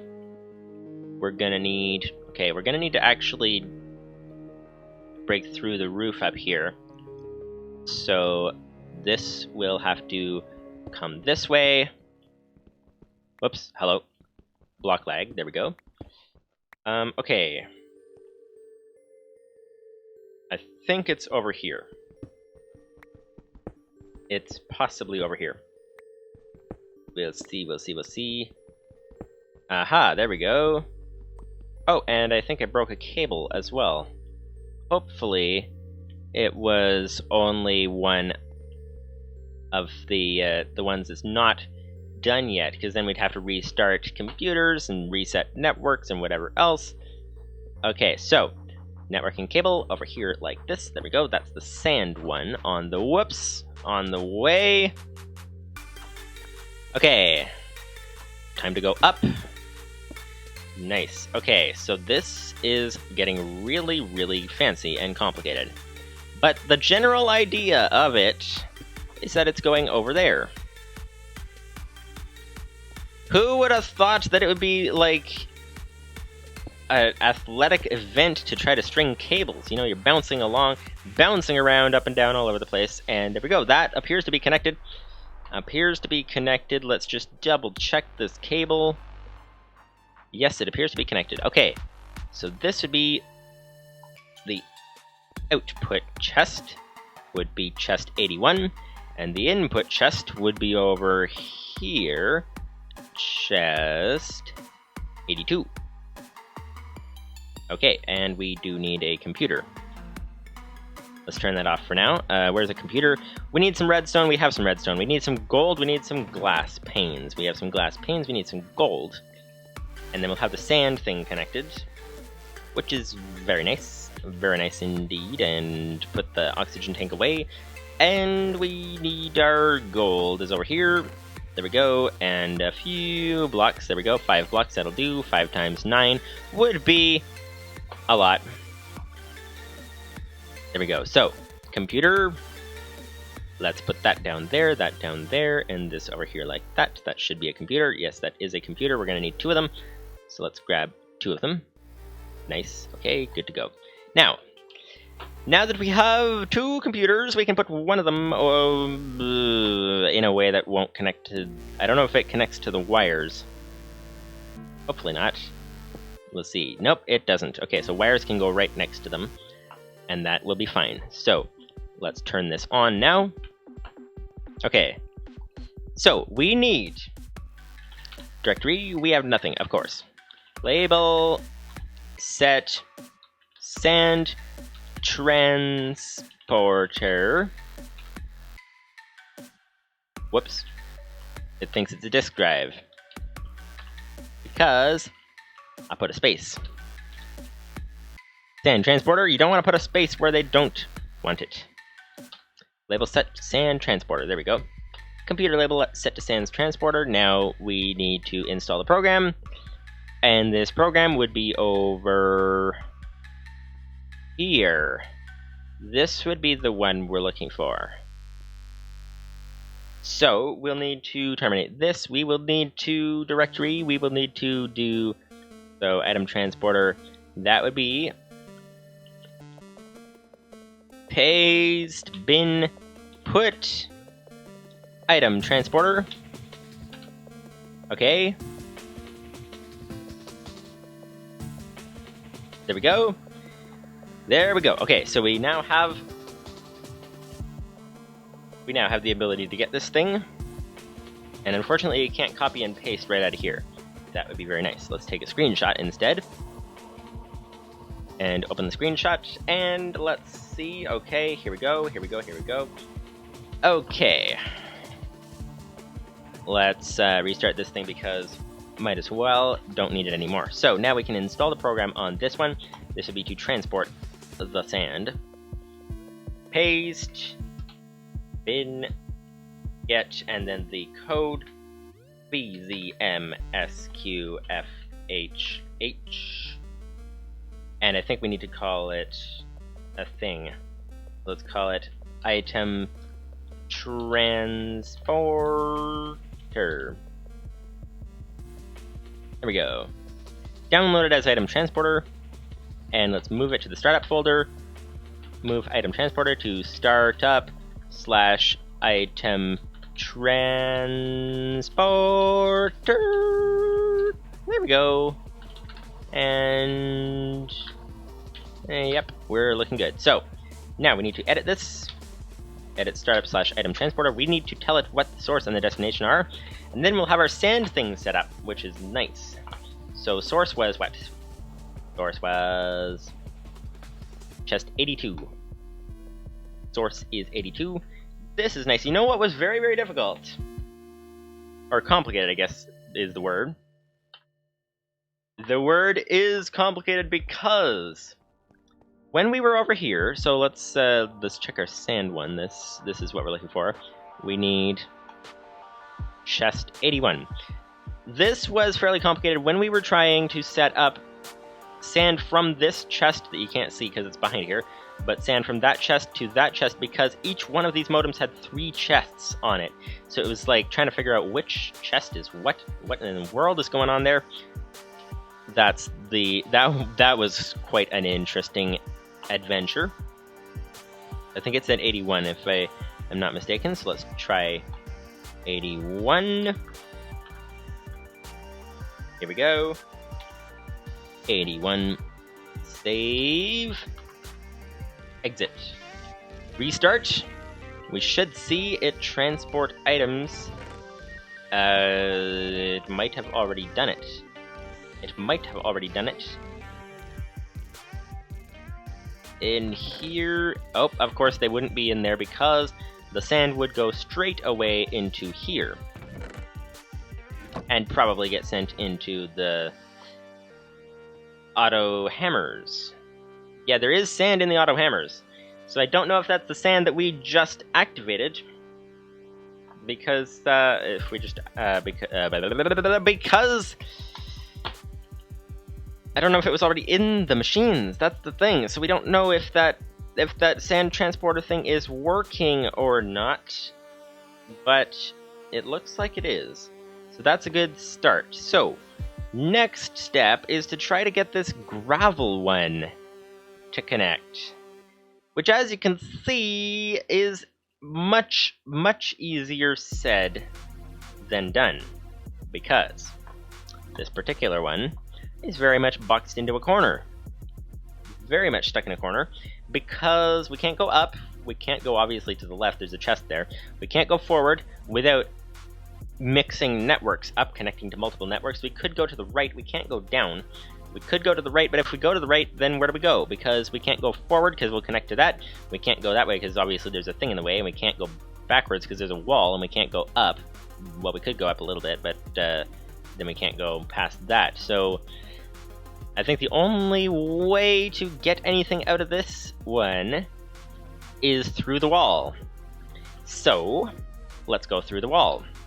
That's what we're gonna have to do. But how are we gonna get the other end of it? That's the bigger question. The other end has to come from here.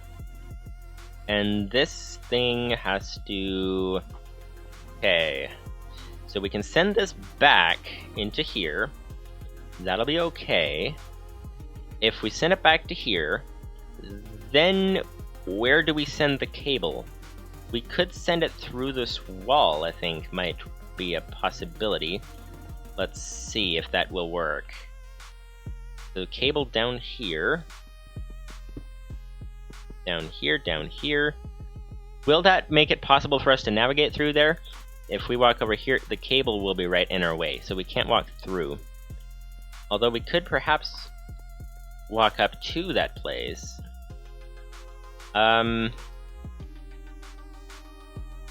Because we want to be able to walk through here, that's the thing. So if we send a cable back, we should send it through the basement. That's perhaps the best idea.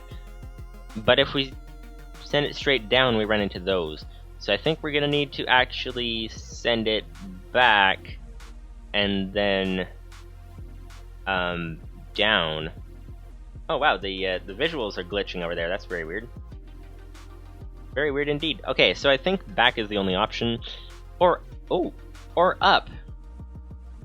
We could send it up. No, we couldn't. Yeah, we could. We could put the modem there, send it up, and then send it through the roof, actually. What is that just open sky up there? No. Oh. Do you mean to tell me we actually have extra height that we can use? That would be good. How much extra height do we have? Let's go for 2 blocks up. Okay. Okay, so that settles it. That settles it. We're gonna send this one through the ceiling. And there we go. Okay, so one wired modem for the gravel section. And let's send it through the ceiling. So there we go. Like that, like that, like... Whoops, we just disconnected the wiring. That wasn't supposed to happen.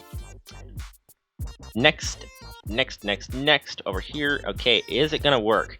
We have to test the whole track here because we might actually have... So they don't connect to computers directly, but we might actually have something else in the way that it connects to, which obviously wouldn't be very good. Okay. Okay, so it's looking good so far. I can't tell where the block is. I think it's right there. Yeah, that's it. Okay, so far it's not interacting with anything. And then we get to here. And then when we get to here... Whoops, that would be a cable gone. This would need to be replaced. Okay, so when we get to here... Then we do what exactly? Comes over here and it comes through. And then it does... It comes to here. I think if we just send it down a bit, let's test this. So cable, cable, cable. That's gonna interact. And we can't send it down because there's that one in the way. But if we send it over and then down, then we should be able to get it through. Yes, we can get it through now. So that should work. Although if we're sending that outside, we should really be sending it through the... I was gonna say the basement, but we don't have to send it through the basement. Wait, we could even just send it straight outside. Yeah, let's see. Let's try this. Whoops, no. Okay, we're down again. This is the most difficult place to get up from because you either have to do a ridiculously hard parkour jump, which I don't even know if that's possible, that one, or you have to actually go back up this way. So, okay, let's head back over. After we get our oxygen. Okay. And refill this. There we go. Okay. So back into here. So this thing is going to need to have the not the oxygen, but the cabling sent out the back. So there we go. Hello? I thought I said remove block, please. Thank you very much. Okay. That goes there. Lupus590 says, wow, cables everywhere. Yes. Yes, indeed. Cables everywhere. Most of this was done off camera, and it is quite the complicated thing. We spent about an hour talking about power, which rhymes, but we're not sure. I'm not sure what to do about power. There's a lot of potential options, and none of them work. We basically need 2,000 RF per tick. 1,600, I think it was, RF per tick that we need to be able to run this thing, let alone expanding the thing. So, whoops, there we go, down again. Okay, time to actually get back up here. And actually, we're gonna need more wood as well for chests and things. So we should probably do that, but we need to get that thing connected. Okay, what are we doing here? Oxygen tank is full. Okay, so, yes, that is that. We have our computer. What was I doing? I was coming over here for something.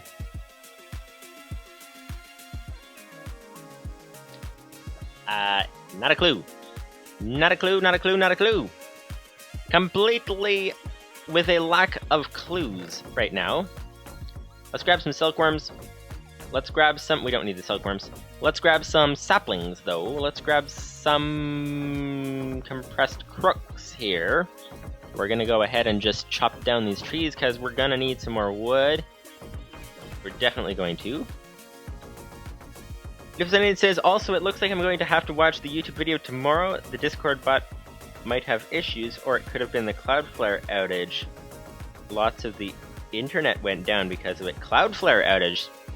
What was that all about? Didn't hear anything about that. I did hear about the... Oh, wow, yeah, the Discord bot didn't work.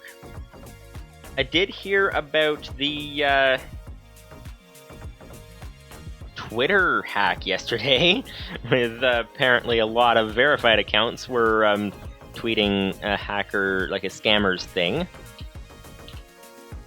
But I didn't hear anything. Is the Cloudflare thing related to that, or not? That'd be interesting. That'd be interesting indeed. Whoops, okay, there we go. There's our compressed crook gun. We have loads of string, by the way. I did a bit of... oh yeah, I was talking earlier about off-camera stuff, and saying basically I basically spent all day yesterday trying to do off-camera stuff. I need to basically stop doing any off-camera stuff, because I need to spend all my time on the tech channel, pretty much. Because it's ridiculously surprising how long things take to do. So I don't know if it's just because I'm slow or because they just take a long time to do, but yeah, I need to throw all the time that I can into that, so can't really do any off-camera stuff anymore. So what we're going to try doing is learning how to actually make the more repetitive, tedious things more interesting, because that is what, you know, news commentators do that all the time, talk show people, the sports commentators do that all the time, basically taking things that would be pretty boring and making them interesting. So I think that's the way we're going to have to handle it. If you guys have any suggestions for how to do that better, then let me know. But I think I basically have to stop doing off-camera stuff, at least for a good while. So we'll see. Might do a little bit every so often. Even AFK can be hard to do, even if it's proper AFK, because of the way that this kicks you off and shuts the server down if you're AFK for more than 5 minutes at a time. So I think it's 5 minutes, something like that. So that makes it difficult. Okay, what do we have now? We have, oh yes, wood. So we first need to make an extra compressed crook, and then we need to use our excess wood, or whatever it was we were going to use wood for. That's the question. So that would be a chest. Actually, that is what we were... Never mind, that is what we were going to use it for. That is what we're going to use it for the bottom of the bottom of the machine down there. There we go. Get that phrase out properly. Usages. Let's check this. There we go. Okay. But anyways, that's another thing. We'll get onto the bottom of the bottom of the machine later. That is very difficult to say very fast. Okay. We now have this. We now have the need for... We can put our extra gravel in here. There we go. But we do need some cobblestone so that we can actually, you know, walk around. Also, I learned something for the minigame streams. I was watching... Oh, Ep17 says, not related to my knowledge, Cloudflare is a service which helps websites protect from DOS attacks. DDoS, I think. DDoS attacks, and cache their site to save server bandwidth. Okay, so that's... Yeah, that's probably used by quite a lot of the internet. Most likely. I know Minecraft forums, I think, uses that one, or something uses it. A lot of different things use it. But yeah, I was learning some things about navigating around, because, you know, when you're in combat like the minigame streams, you really need to worry about navigating around, but when you are even just trying to get around in space without falling into the void and all that, basically I was watching a guy, I don't know if you guys have heard of Dream, but he is apparently one of the best Minecraft players in the world, and he has videos of him speedrunning Minecraft while being chased by 3 hunters, and he managed to actually win, kill the Ender Dragon and all that, while being chased by 3 hunters. And one thing that I'm noticing is that he uses to navigate around not only blocks, but water buckets as well. So, because that breaks fall damage. So we're going to have to start doing some of that. So that's very helpful. Okay, so we have that going outside now. So yeah, so that's interesting indeed. Interesting indeed. Learning some things. Also, the whole view bobbing thing. I think that could be why I have trouble aiming. One reason, because all the skilled players don't do the view bobbing thing. So that's another thing. So we're gonna have to change that, but okay. Yeah, let's try to get this strung somehow. Ep17 says DDoS and DOS are similar. Okay, so they're two different things. The first D in DDoS means distributed, and is pretty much the only way to do a denial of service attack nowadays, due to servers having such high bandwidth. Okay, so I'm guessing it's distributed, like distributing a virus over multiple computers or something. That's my guess. Okay. That's yeah. When you get into computer security, it gets really complicated really, really fast. So, that's a thing. I saw a thing actually relating to the Twitter hack that happened recently. Someone was saying, kind of like a meme or something, about how, you know, elevator operators get their elevators to work fine. Computer security experts are always finding things broken all the time. What's the difference? You know, what's going on? And I was thinking about it, and actually the difference is that elevators, the reason they work is because they're not actively attacked. You know? So it's like basically a better analogy, instead of like how an elevator engineer builds an elevator compared to computer security, a better analogy would be a castle maker of 100 years ago. Because castles are actively attacked, and every time the enemy learns how to get in, you have to revamp your defenses and make it even more difficult to get in. That is probably a better analogy than an elevator. It's kind of a thing. So, I don't know. Let me know what you guys think about that. Because that's one big difference. So, yeah, let's... It was related to the whole concept of electronic voting. How, you know, it can be hacked very easily. And, yeah, so that's kind of the thing. And I think that's probably a better analogy. You know, people who don't know anything about computer security are like, well, why can't you just, like, make the security work and then leave it and then it works, you know? But I think it's that kind of a deal, is that there's actually people actively working to get around it. So as soon as you create a way to secure it better, then people create a way to get around the security. That's kind of a thing that happens a lot. Okay, so how far do we need this cable to go over this way? We need...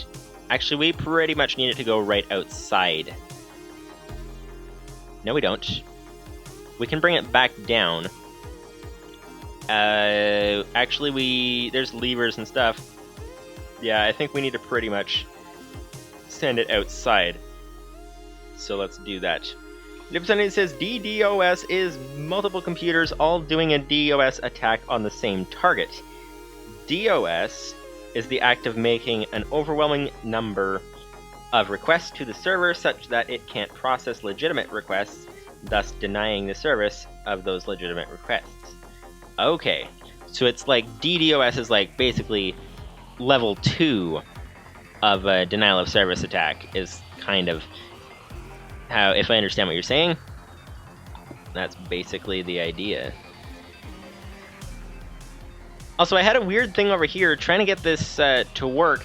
This computer is what runs the sand sieves, like the ones that produce sand, and this is the one that, hammers. The sand hammers, this is the one that runs the gravel hammers, the ones that produce gravel.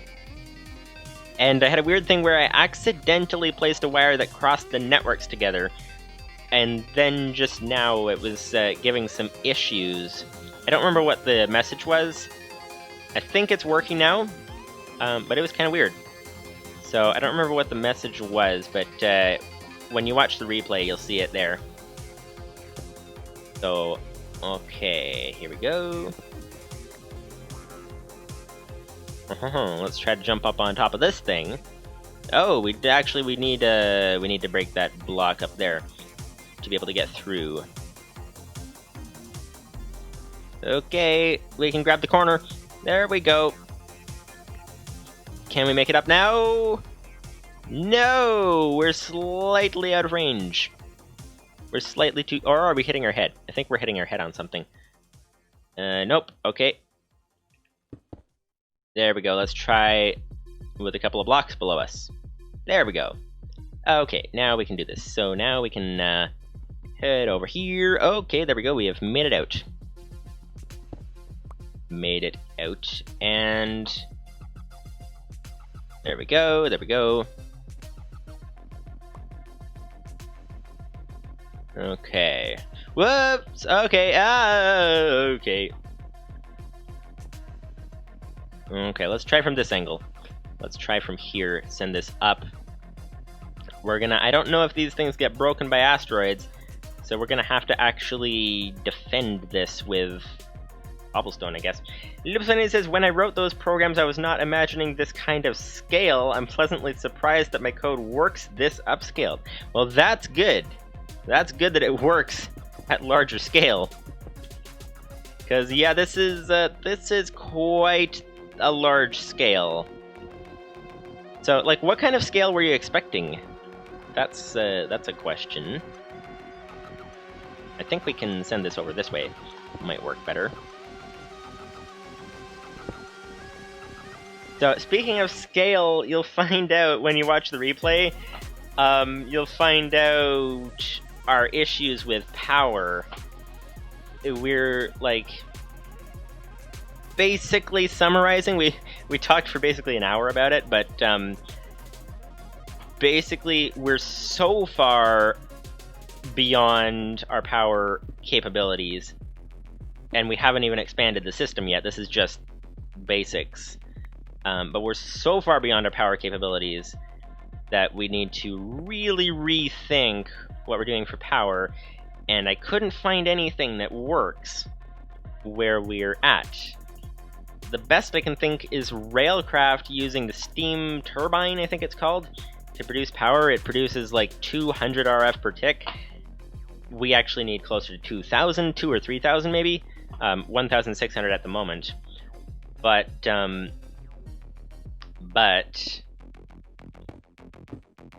steam turbine requires steel, which we can't get, at least not for a long time, which basically means that yeah, we're pretty much stuck on that front. So I was trying to find what does Galacticraft have that might work, what does Railcraft have, what does Applied Energistics have.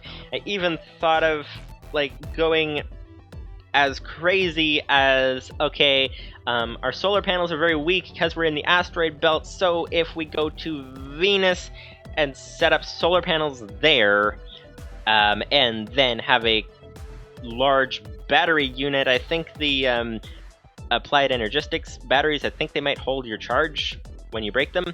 So if we have a large battery unit that gets charged up on Venus more quickly and then sent through a cargo rocket over to here and a turtle plugs it in, then that might run it. Like, I don't know, I'm just, like, I couldn't find anything at all that would remotely work. So, I mean, just if you happen to think of any ideas. Ep17 says, I was expecting you to start at one hammer doing all the things and then maybe adding to that system to 5 hammers. Same with sieves. Okay, I see. Yeah, so basically nowhere near this scale. So yeah, that is... See, here's the thing where Dream could get down very easily. You just go and place a block as you're falling. And, I can't seem to do that. So, we need to get down here. Ep17 says, you seem to be having a similar issue to what my Oxygen Not Included game is having. Not enough power gen and cables with too little bandwidth to transport it. Ooh. Oxygen Not Included. What's that one like? I've heard the name, but I'm guessing it's a space game of some sort. The nice thing here is that the cables transport limitless power.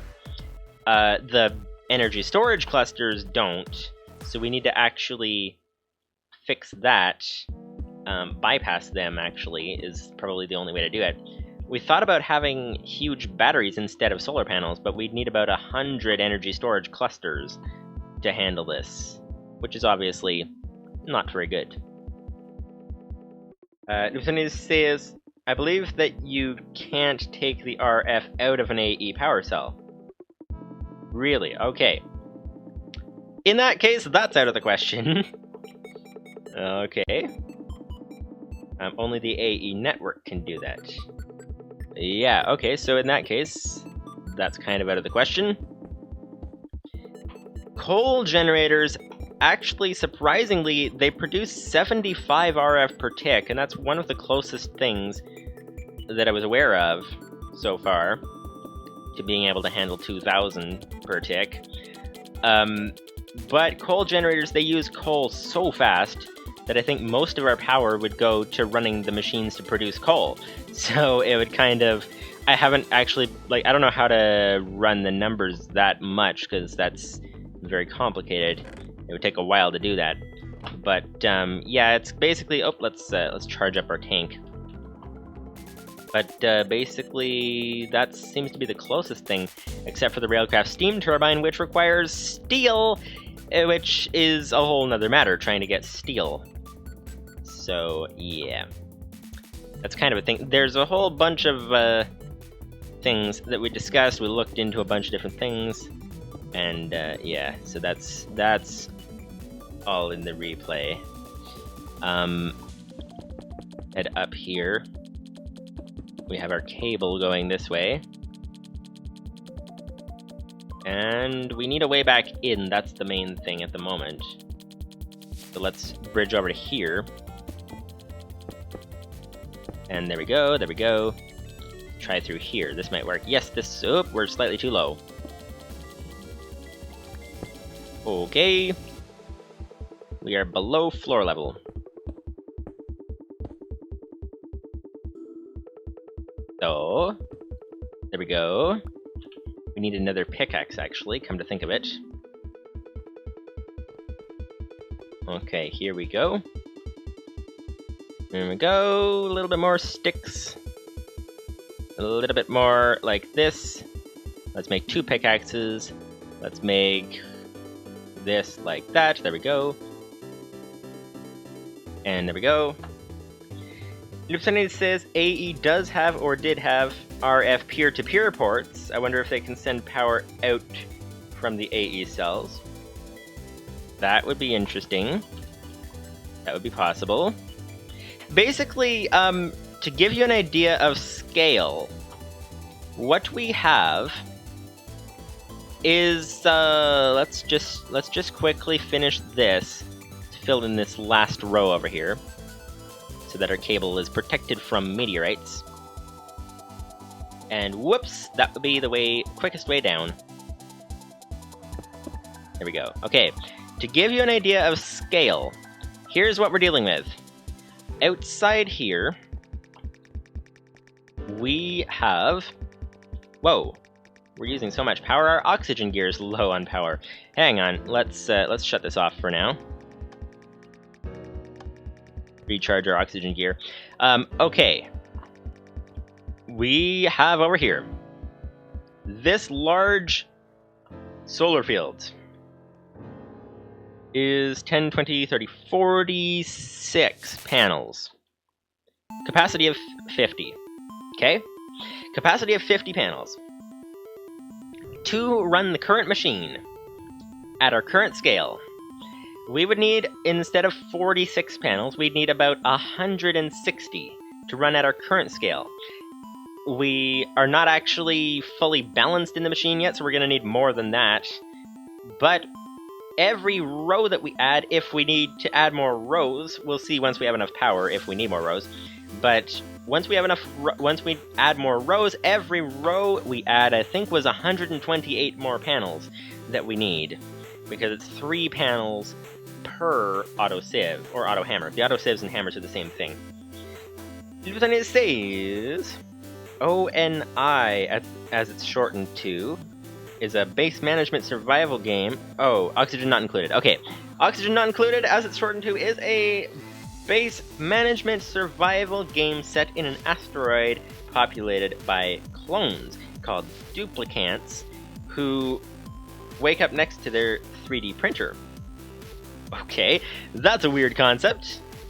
Oxygen not included could be a good game for the channel. That is possible.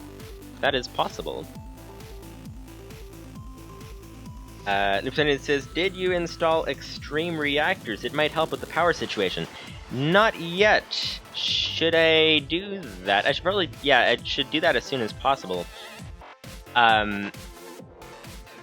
What would they take to run, though? Don't they take, like, uranium or something to run? Like, how do you get those to run?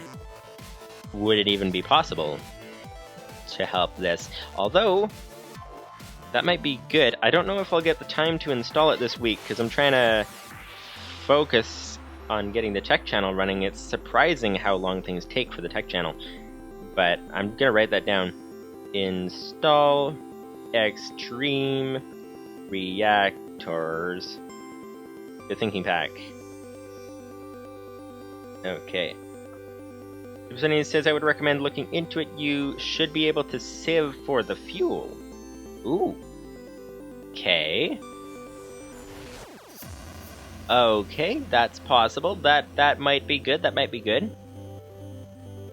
Okay, we have now. Okay, so this is looking good. We're gonna need to close this wall here. Whoops. Let's get back inside.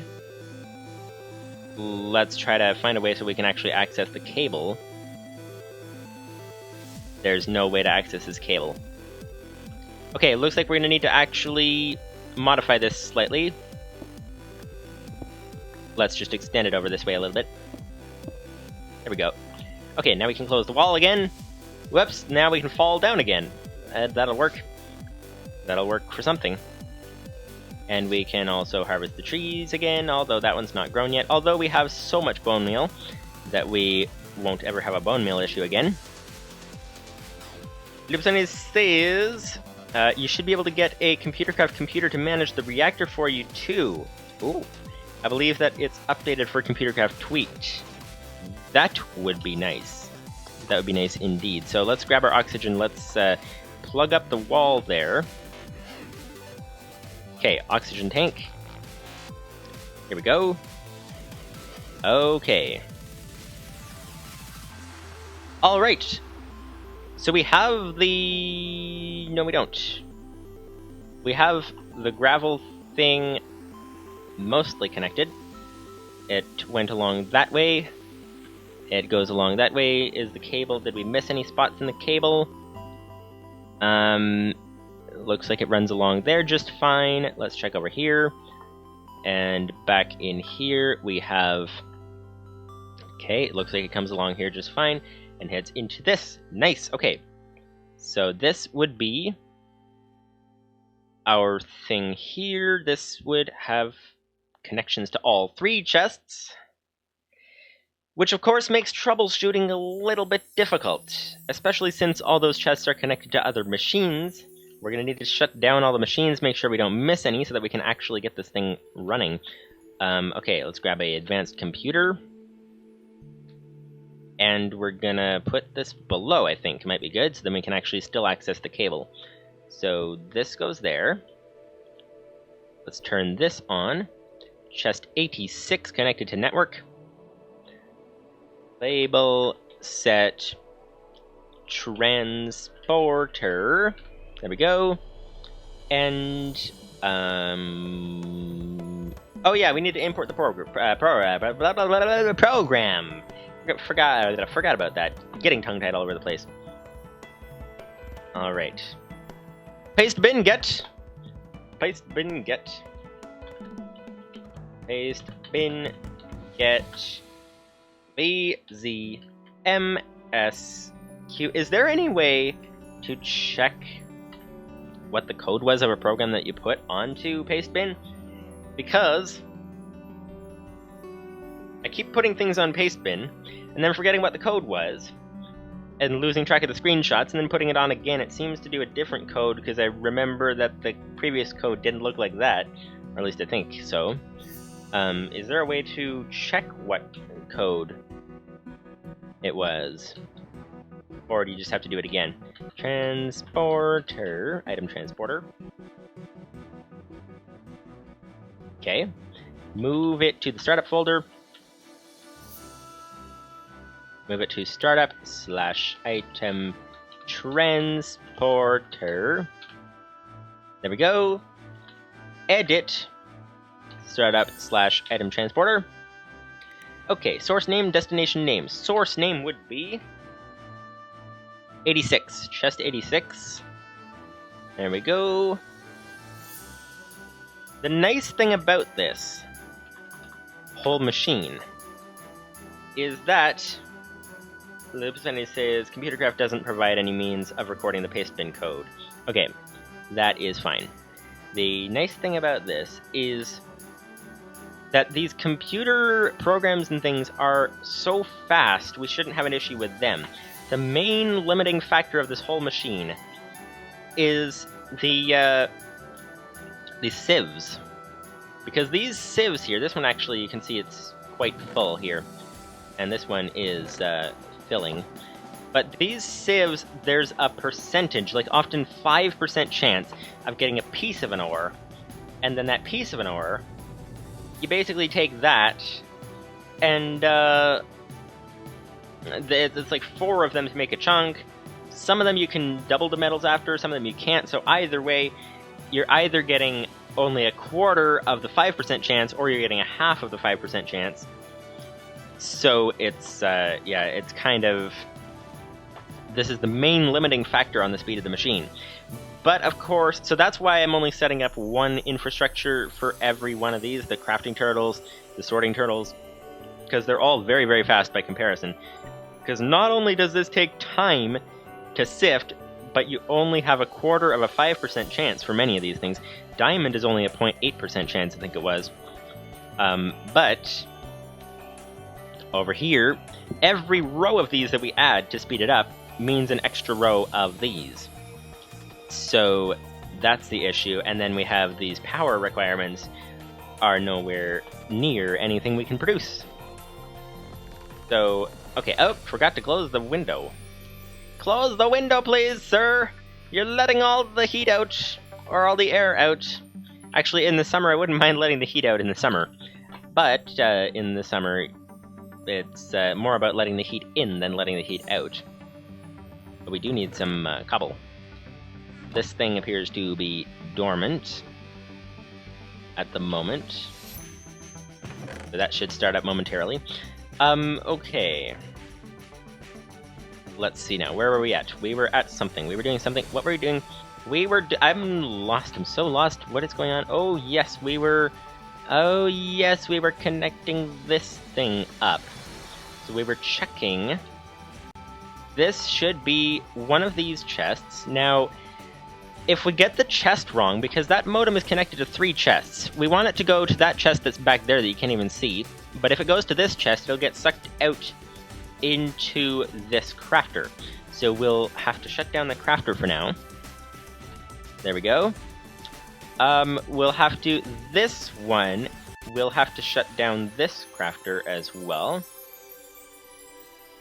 so that it doesn't take the metals out, the materials out, rather, the gravel, to be specific. So this is empty. They should all be empty to start with. We're gonna have to try a chest. Oh, that one's not empty. Actually, it's output, so we don't even have to pay attention to those things. We can, there's no gravel in there, that's the main thing. So, okay.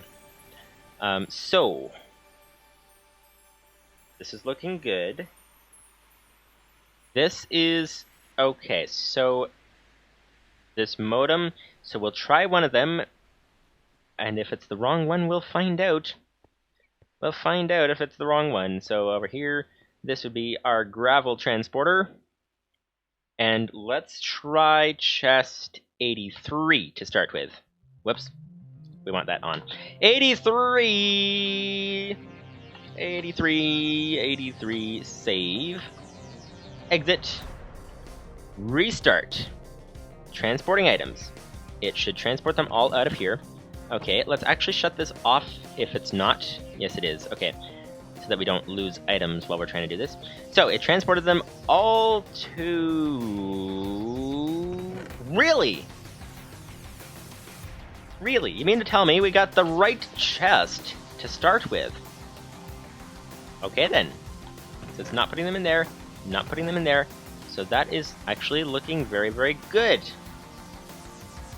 Okay. Well then, okay, since we got the right chest, let's restart these. Now I did have an issue with one of these when I restarted it earlier. Yeah, it did that. So I don't know... I don't know what's going on. It's like the GUI glitched or something. Let's try... Because if I hit terminate, it terminates. So it's like it's just not drawing the GUI. So I just did the shutdown command. And now we're going to do the startup command. Yeah, so I don't know why the GUI is glitched. Because it didn't do that last week. So... yeah, so I don't know what's going on. Let's do the shutdown command, and then let's do the startup. This one is doing it so fast it's not even showing the usual thing on screen. So yeah, so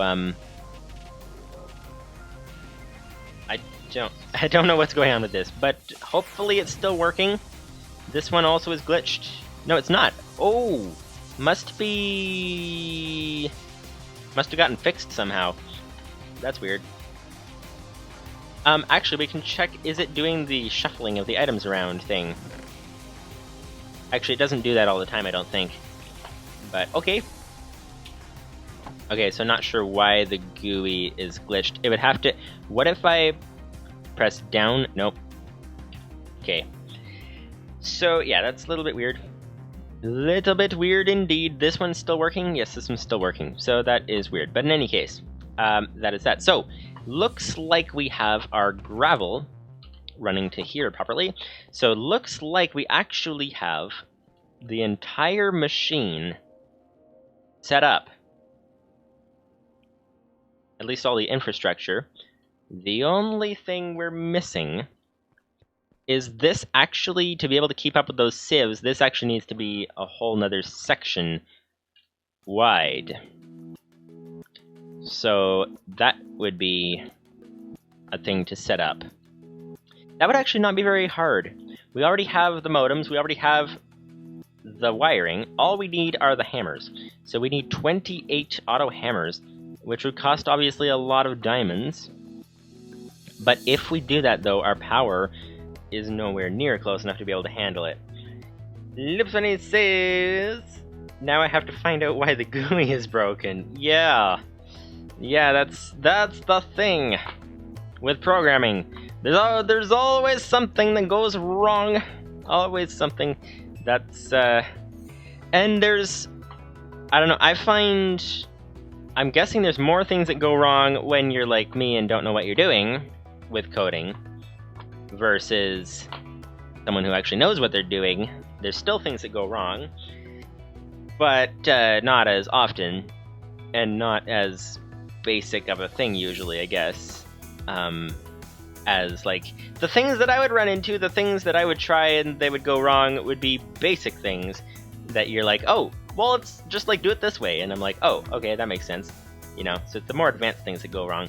Like I can tell you right now, all of my GUIs that I would make would go wrong. And they would probably not show much. If they did show anything, it wouldn't look like this. It would look like pathetic, basically. So this is an excellent GUI indeed. But what is going on with it? Yeah, that's very weird. Oh, and now it's back. Okay, now it's back. And this one's back too. What about this one is back? Okay, so they're all back. Okay, so I don't know. It looks like it's my guess would be it's once it has to, like, it tries to redraw something, like it misses drawing it the first time, and then when it cycles through to actually redraw it later, that's when it unglitches. That's my guess. Okay, so, yeah, so it looks like... Oh, no. There's one thing we're missing. One thing we're missing. It's that the output of these things is clogged. So we need to fix the output, and then this whole thing will be able to run, although at, like, 0.05% speed or something, because it doesn't have enough power. But, basically, this here... Yeah, this is barely handling.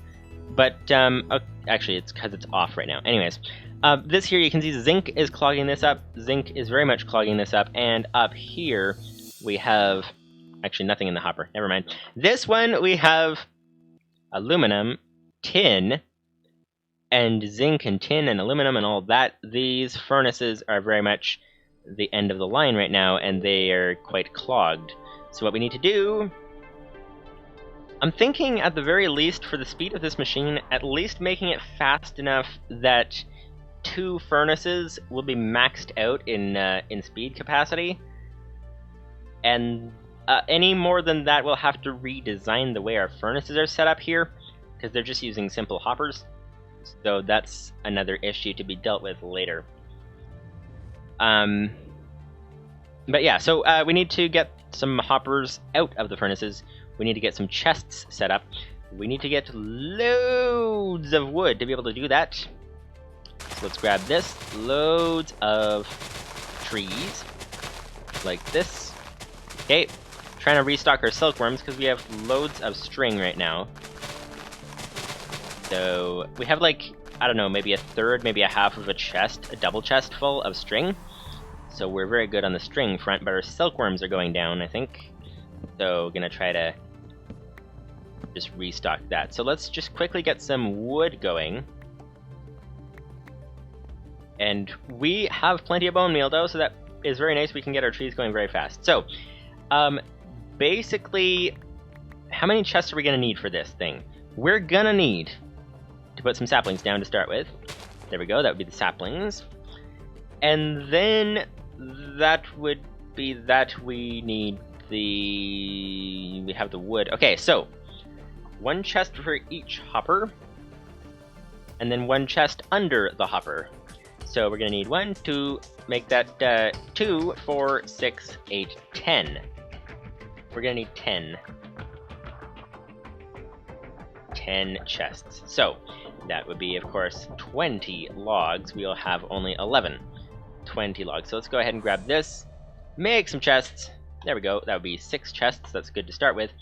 Let's start by putting the hoppers down below. So 1, 2, 3, 4, 5 hoppers. 5 hoppers. 1 chest down there. 5. Oh, we need some some wood. Actually, that is upstairs. Okay. Wood. Nope. No. Iron. Sorry. We need iron. We need 42 iron, 5 hoppers. Like this, 42 iron, 5 hoppers. We're gonna have... There we go, that should be enough. Plenty of hoppers. 5 of them. We could get ready for our second set of furnaces right now, but probably not. So let's just go with this. We have our chests like that. Let's go get some bone meal, because we will need that. We will need that indeed. I was thinking also of, at the end of here, possibly having some sort of a sorting system. I don't know how easy that would be to do. We have that ComputerCraft program that sorts, takes 1 input and sends it to 2 outputs. What we would really need, I think what might work is having 1 chest for every item type. 1 for gold, 1 for aluminum, 1 for bone meal, stuff like that. So we would need either to revamp the program, which I don't know how hard that is to do, or we would need to actually use multiple of them in a row. Have it sort off 1 item and then send the rest onto the next sorter, which then sorts off another item, and then that kind of thing might be possible. I don't know. But okay, so there's our hoppers down there. They are filling with zinc very quickly. And we have no power. These things really should have their own circuit. That would be ideal. Let's, you know what, let's get these things running so that we can unclog the machine. And, there we go. Let's just run them on this circuit for now. Let's hope that we have enough power to actually run these things. Because the sieves are running, I think, too. So... yeah, we don't have enough to actually fill these. So that's kind of an issue. But they are working. They're doing their thing. So next we're gonna need some chests. We're gonna need a whole bunch of chests. 5 chests to be specific. So let's grab our bone meal, our limitless supply of bone meal, and there we go. Tree. And tree. There we go. Trees are good to go. And we're gonna try to, I think I'm gonna go for a stack of silkworms and then start doing the string thing again, because we do need a lot of aluminum wire. Anything we do with Galacticraft, we need loads of aluminum wire. So here we go, here we go, here we go. Okay, there goes our compressed crook. Livestream says, assuming that you somehow managed to run this monstrosity of a contraption at full rate, what are you going to do about the flood of items that will result? So, the idea would be to, like, what sometimes people try to do is they try to, you know, have the ability to have loads of items by having large item storage. The idea with this machine is instead of having large item storage, it's having rapid production of items so that we don't need a lot of storage. So the idea would be to have a single double chest for every item type. The original idea was for every, like, section of the machine. You know, so gravel with a flint mesh, gravel with an iron mesh, gravel, you know, those kinds of things have a separate double chest for every section, which is what I'm setting up right now. But eventually, the idea is we just need some axe. Here we go. The issue with that, though, is that some of these sections, like the gravel, the 2 different meshes for gravel, I'm pretty sure, like, a lot of these things, they produce a lot of the same items as each other, but then some differences. So I think it was gravel that produces most of the same items, but then one mesh produces diamond, and another mesh produces coal. So it's like that kind of a deal going on. So yeah, so the idea would be... whoa, hello. Okay, block lag. The idea would be...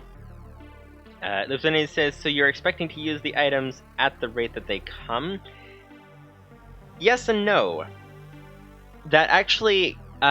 good question, because that actually brings up an issue that we have. So I'm expecting to very much use the items similar to the rate that they come. Some of the items. Because the idea is to... you know how we've been building this whole base out of cobblestone? The idea is to be able to build a whole base out of iron blocks or copper blocks, or even diamond blocks would be even better. Different things like that, just be able to use it as a building material. So that's the idea, so be using loads and loads of them. Now, the issue comes where, Lieutenant says, I guess that with many items, you could just void them. It costs you RF/sunlight. Yeah, so that's where the issue comes in, is that we have, depending on how we use the items, and also the items come through at different rates from each other. So depending on how fast we use certain items, let's say we use up all of our iron, for example, or use up all of our copper, building something orange, okay? And then all of a sudden we can't produce any more copper because that section is filled with the other things that it produces, because each one of these sieves produces multiple items, right? So we're gonna have to find a way to void things so that it'll fill in the item that it's missing. The thing is that I want it to fill a double chest of each item, or at least each section of the machine. But preferably each item, but here's the thing, I don't know how, can't figure out how to actually have it sort to fill up a chest first and then send it to a void chest, because I can think of, you know, sending hoppers through hoppers, but then it goes to the end chest, it goes through every chest in between. Lieutenant says you could make a program with smartly void stuff. That's possible, but I can't figure out how to do that. I've been trying to think about how to get it to do the thing. Like, we have a sorting program, but it sorts types of items. It doesn't sort... Like, I don't know how to check for if a chest is full. Never actually done that before. So, that's kind of a thing. The one thing I could do...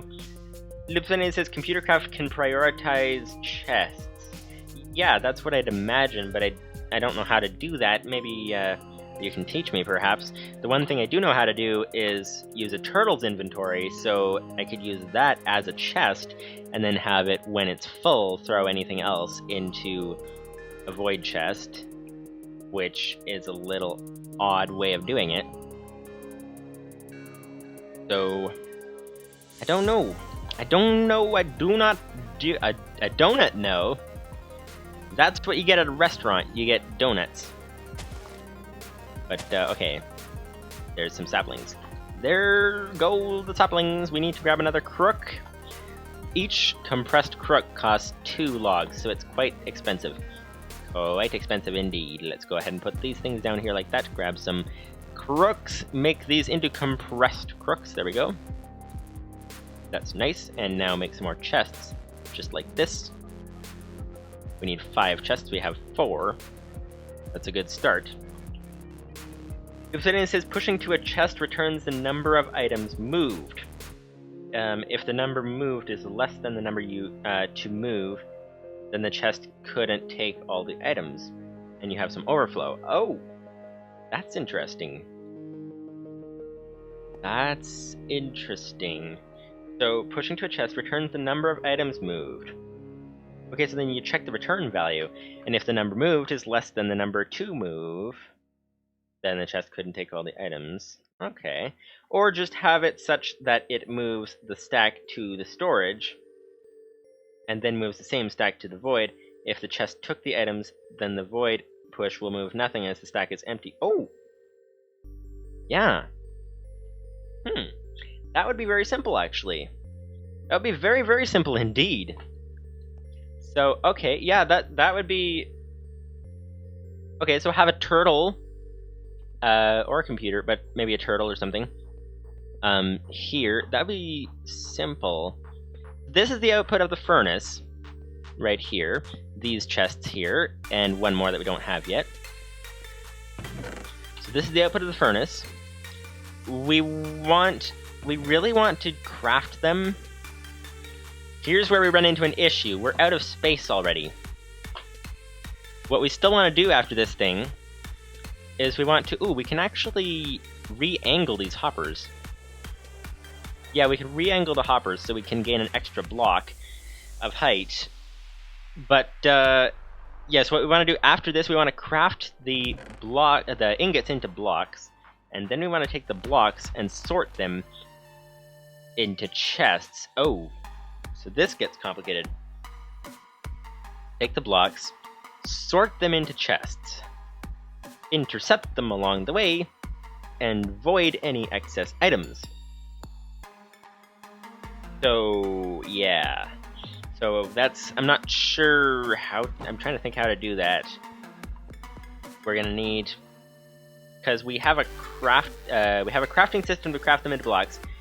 We need a better sorting system. Not sure how to... If there's a way to make the sorting system expandable. I think we have to program in every new chest. It would be really nice, though, to have an expandable sorting system. Ooh, Lupus Benny says the sorter could also void things. That is getting really complicated. I can't even figure out how to do that. But that sounds good. Yeah, so basically, okay. So basically, after this, so these get crafted into blocks.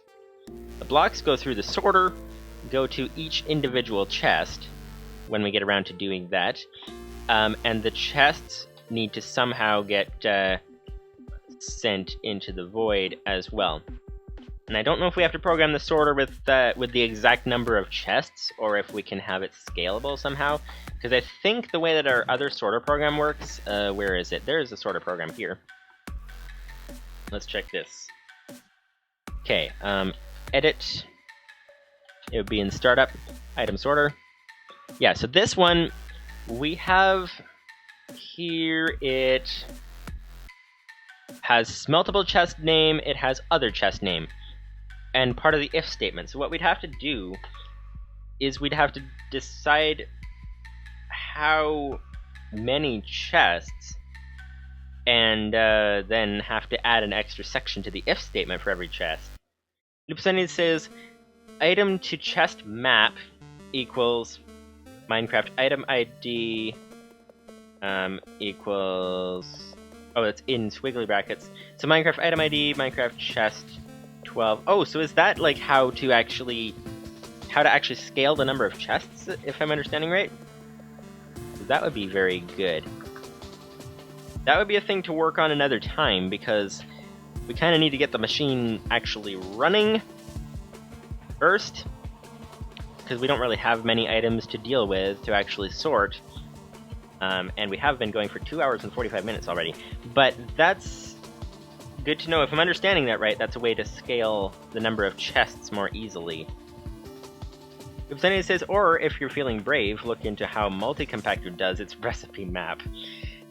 Yeah, that's, which program was that? There's one of them, no, it was the hammer one that I went and tried to scroll through it, found out there was like 600 lines of code in there. Yeah, it's quite impressive, and these are old signs that don't have any relevance to anything anymore. But, okay, so there goes the signs. Okay, so, what we have here now is we have, oh yes, we have missing one chest. That's what we're missing. Okay, bone meal. Set up this one more chest. Actually, we should really set up double chests, come to think of it. That's what we really need to get full capacity on these things. Although, we're okay for now. I might expand it to double chests.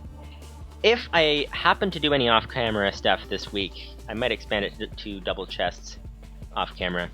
And go get some more bone meal as well. Also, refill our oxygen, because that's kind of an issue. Ep17 says...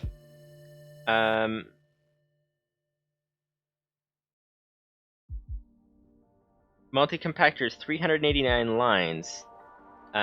GUI stuff. Oh yeah, Multi-Compactor was mostly the GUI. Yeah, that's right.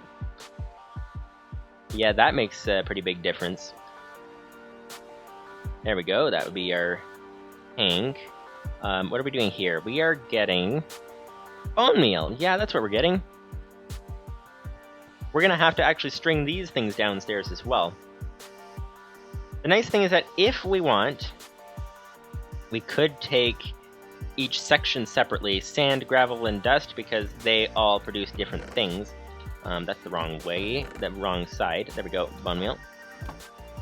So we could handle each of them separately, that's possible.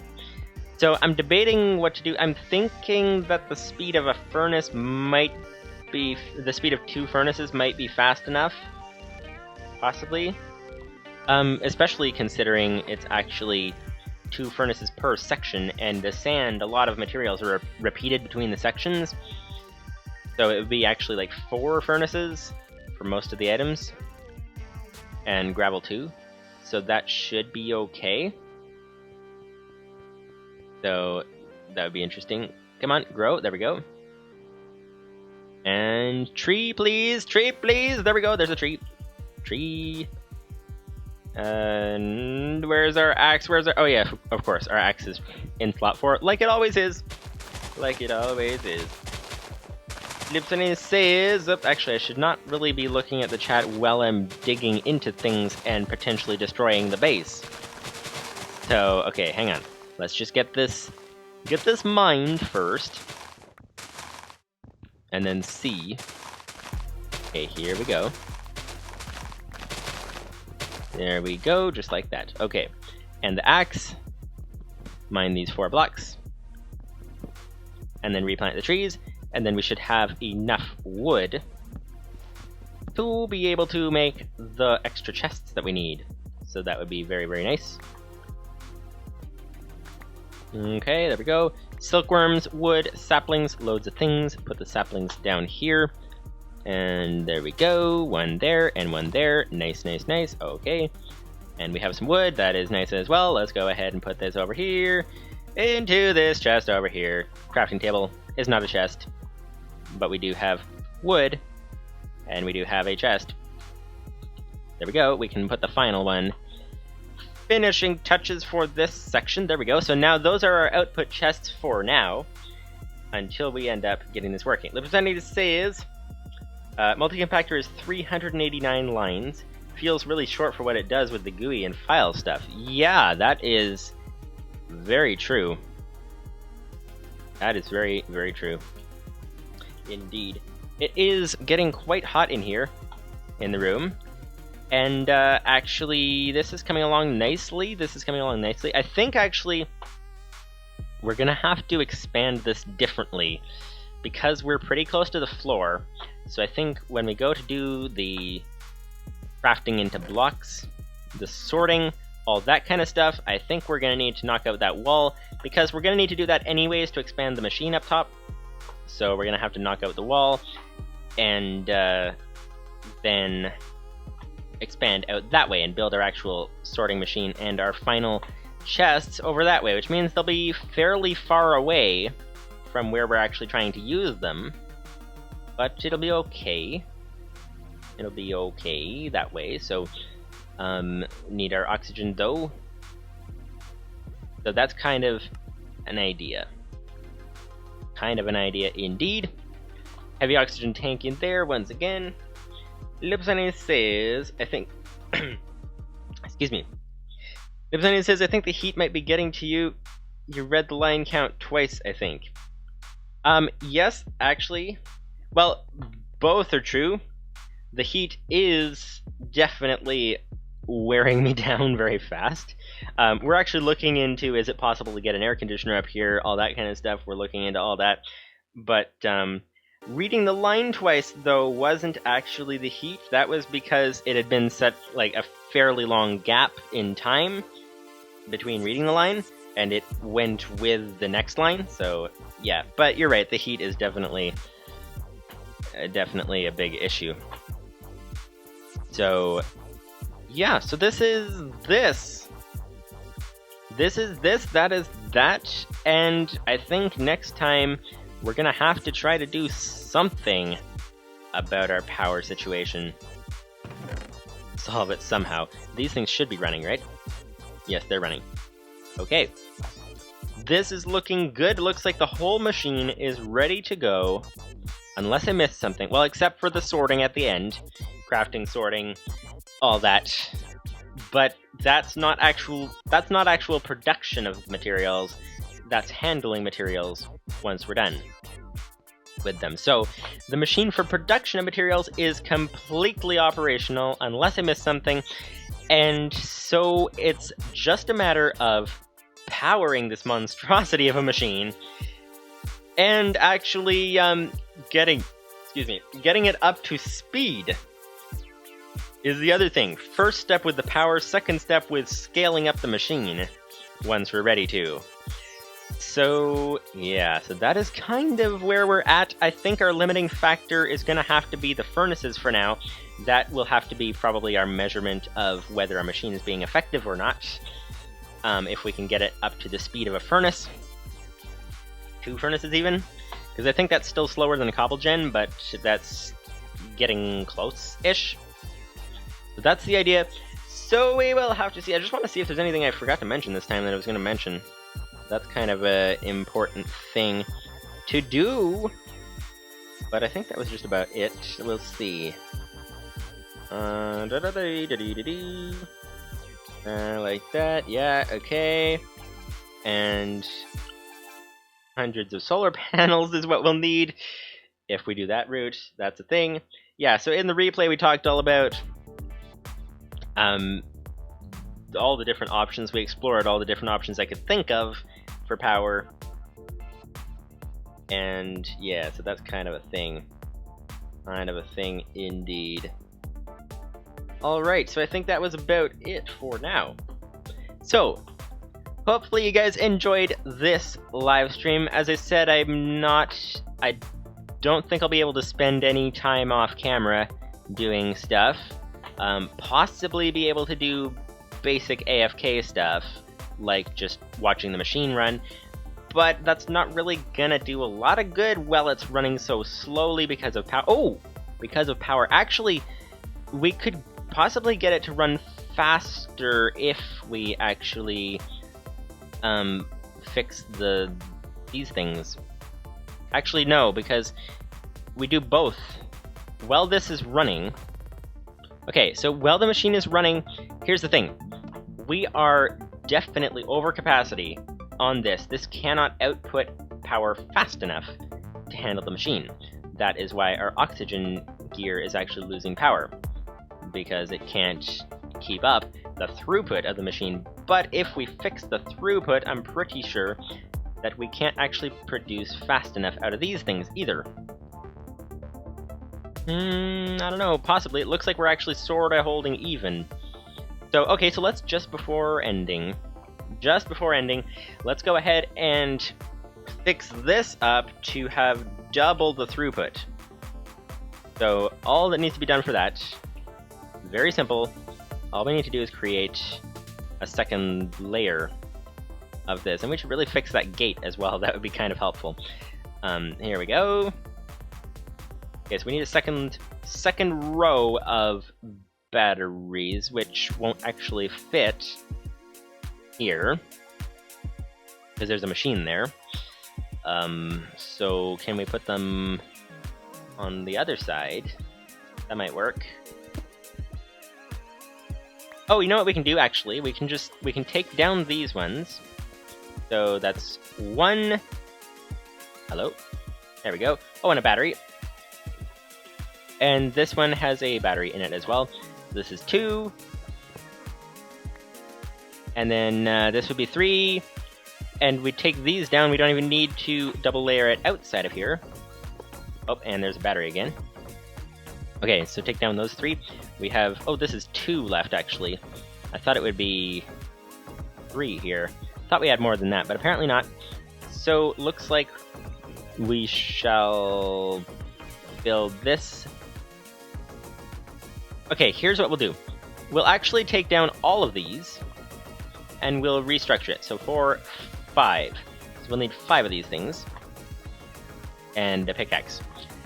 And we also have a hole in the base now, which is not ideal.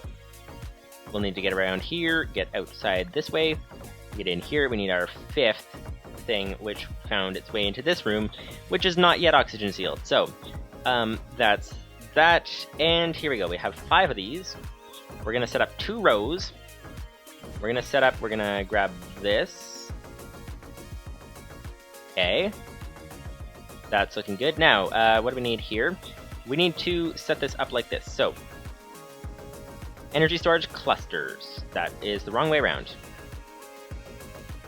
Where's our... Oh, we don't have our wrench. Our wrench is in the base. Okay, so we're going to need to seal that with something. We're going to need sealable aluminum wire, which I think we have in the base somewhere. We should really fix that gate as well.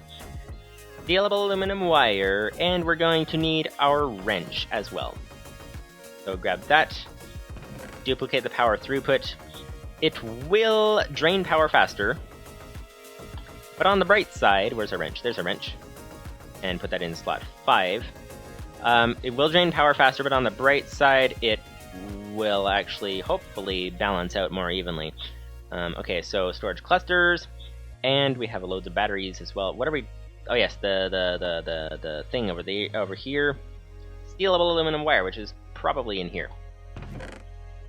Sealable aluminum wire. There we go. That'll work. We're full, though. We're completely full. There we go. Sealable aluminum wire. There we go. Okay, time to go. Time to actually fix this gate too. Where's the thing. I don't know. Let's look for that later. Some other time fix the gate, but for now, we'll just go ahead and jump over the thing. And we will do this. So, aluminum wire, the sealable kind, goes over here. There we go, and we need to plug this in now. So, we can grab this. This will be our 5th one. Okay, so put this over here. And we're gonna have 1 wrench. And 2 wrench. And then we'll need actually the 3 to be on the bottom, I think might be okay. Let's grab that, like that, like that, like that. There we go. 1, and wrench, of course. 5, slot 5, there we go. 1, 2, wrench. And this 2. We now almost have, we will soon have, plug that up, we will have, oh, that would be networking cable. Wrong kind of cable. There we go. Okay. Aluminum wire, like that. We now have double the capacity. We need to actually fill this in. Yeah.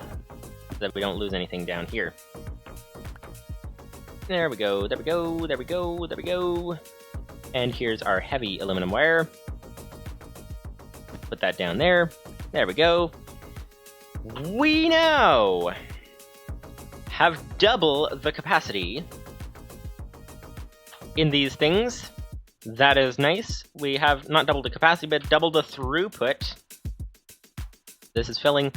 That's filling. Everything is filling, which is very nice. We now need to connect this to the main section of the base. And our panels should be draining as well. That would be good. Okay, main section of the base, connect the power. Where's that? That would be over here. We have our sealable aluminum wire over there.